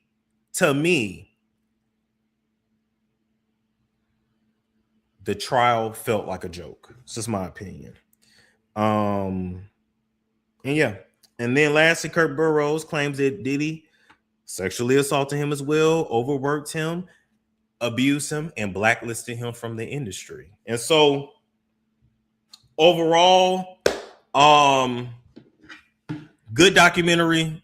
Most of it I really knew. Some stuff was new. Some stuff I learned new. But overall, it was a good watch. And I watched parts 1 through 4, so it took me like 4 hours. But I will say this. I want them to talk to Donnie. Remember he got signed? I want to talk to Farnsworth Bentley. I want to talk to Lori Ann Gibson, because her and Diddy fist fought. I'm going to talk to Mary J. Blige. I want to talk to J-Lo.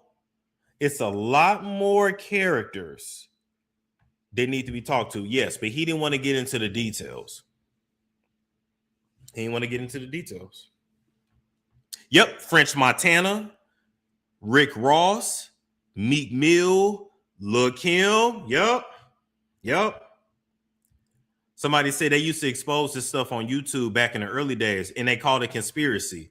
Yep. You know who I need to go talk to? I need to talk to Professor Griff. I don't know where he at. I don't even know how to get his contact information. Yep. Oh, I can't even say that name on this channel, but yeah. I need to go talk to Professor Griff for sure. Yep. Justin Bieber's another one too. Wale. Yep. B5. Yep. And the crazy thing about Justin Bieber, I will always side-eye Usher and look at Usher as a punk, because how do you sit there? Oh, we need to talk to Usher too. Allegedly, he sent Usher to the hospital. We need to talk to Usher. I will always look at Usher crazy because now you know what Diddy did to you, allegedly. And you wouldn't take your own kids around Diddy, but you took Justin Bieber to Diddy and let what happened to you happen to him. If you can't protect yourself, at least protect the children. Now Usher got these other 2 artists that's up under him, and we already know what that's about.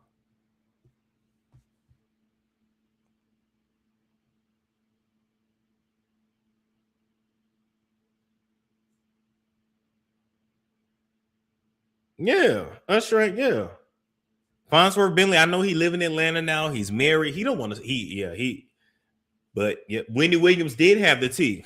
So you know, Wendy, what happened was there was pictures of Diddy and another man in a hot tub performing oral sex on one another. Back in the day, somebody click, sent them pictures in to Wendy. She talked about it and Diddy. If it wasn't for Kevin, Diddy would have had her wig split. But I wonder who was a light-skinned bodyguard in 2005 who was having sex with Aubrey O'Day along with Diddy while Aubrey was under the influence. Because she said, I don't remember.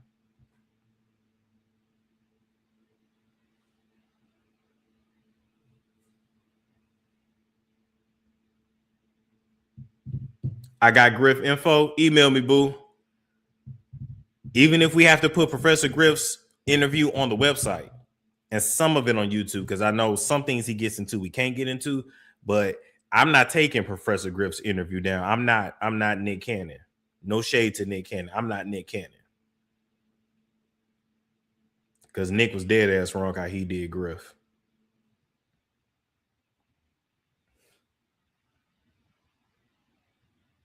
Nah, but Gene Deal said that he never did any kind of sex with Diddy. He said that. He said he offered, but Gene said nah, and Gene had said you ain't gonna have me coughing.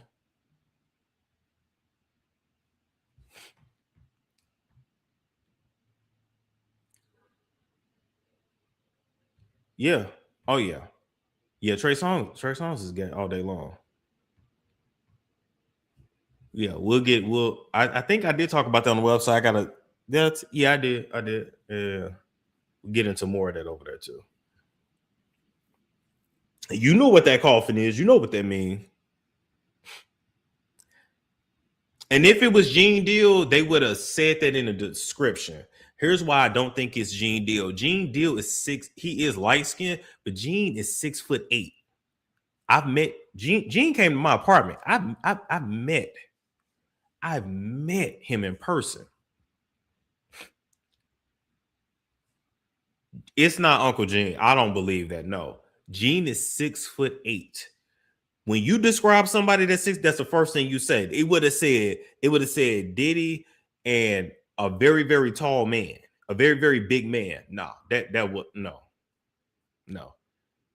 Gene is so tall. When he came in the apartment, he had to lean like that.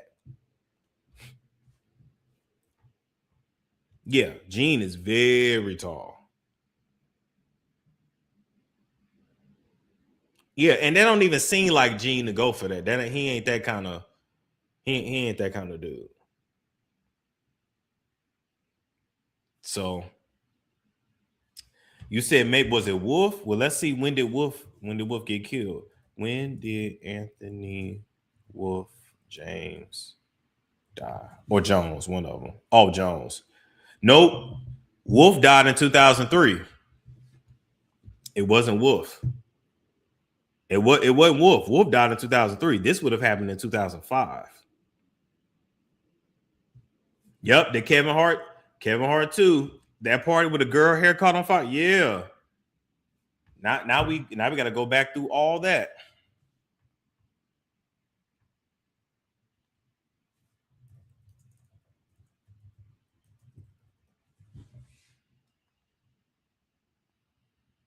$11 years ago. Hold up.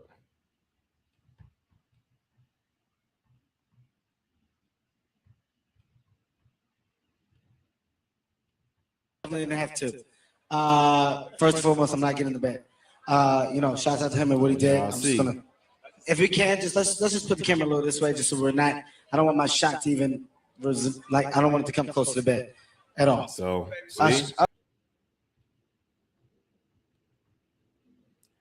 now I want y'all to look at this right here. Hold up. Let me go back and share that screen again. Hold up. Why was Diddy paying Young Miami? Good question. Young Miami used to have her. She had 2 separate credit cards. One was her allowance, and one was her clothing budget. Look how he hooked up on Usher. This is over 11 years ago. Look how he's hooked up on Usher, the man who did all kinds of things. He was Usher's first abuser, allegedly. He still got that hold on Usher to this day. And in this video, he talks about, yeah, we used to wake up together in bed and eat cereal and wrestle. Yeah, nigga, we know what it's about. We know what it's about. Now,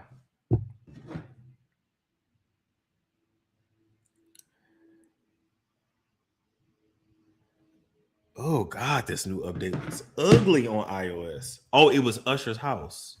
You said it was Usher's house. Storm, there's a video of Diddy, D-Rock, and Wolf shirtless. Diddy is dancing all zesty with no shirt. Wow.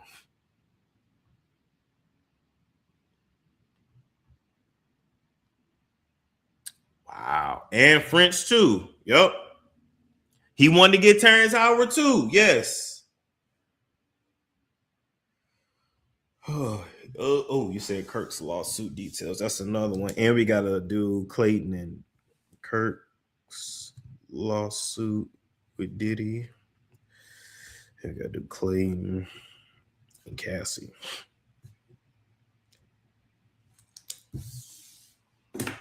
All right, y'all. I got a dip. We'll be back a little later. Okay. But once again, like I said, if you need you a good spiritual reading or cleansing with somebody that's strong as hell, you email me or DM me, you let me know, and I got you. Make sure y'all clean house. Make sure you get rid of all leeches. Make sure you get rid of all dead weight in your life. Okay. Like, comment, subscribe, share if you care. I will catch you guys. It's Storm Show. Ay, it's Storm Show.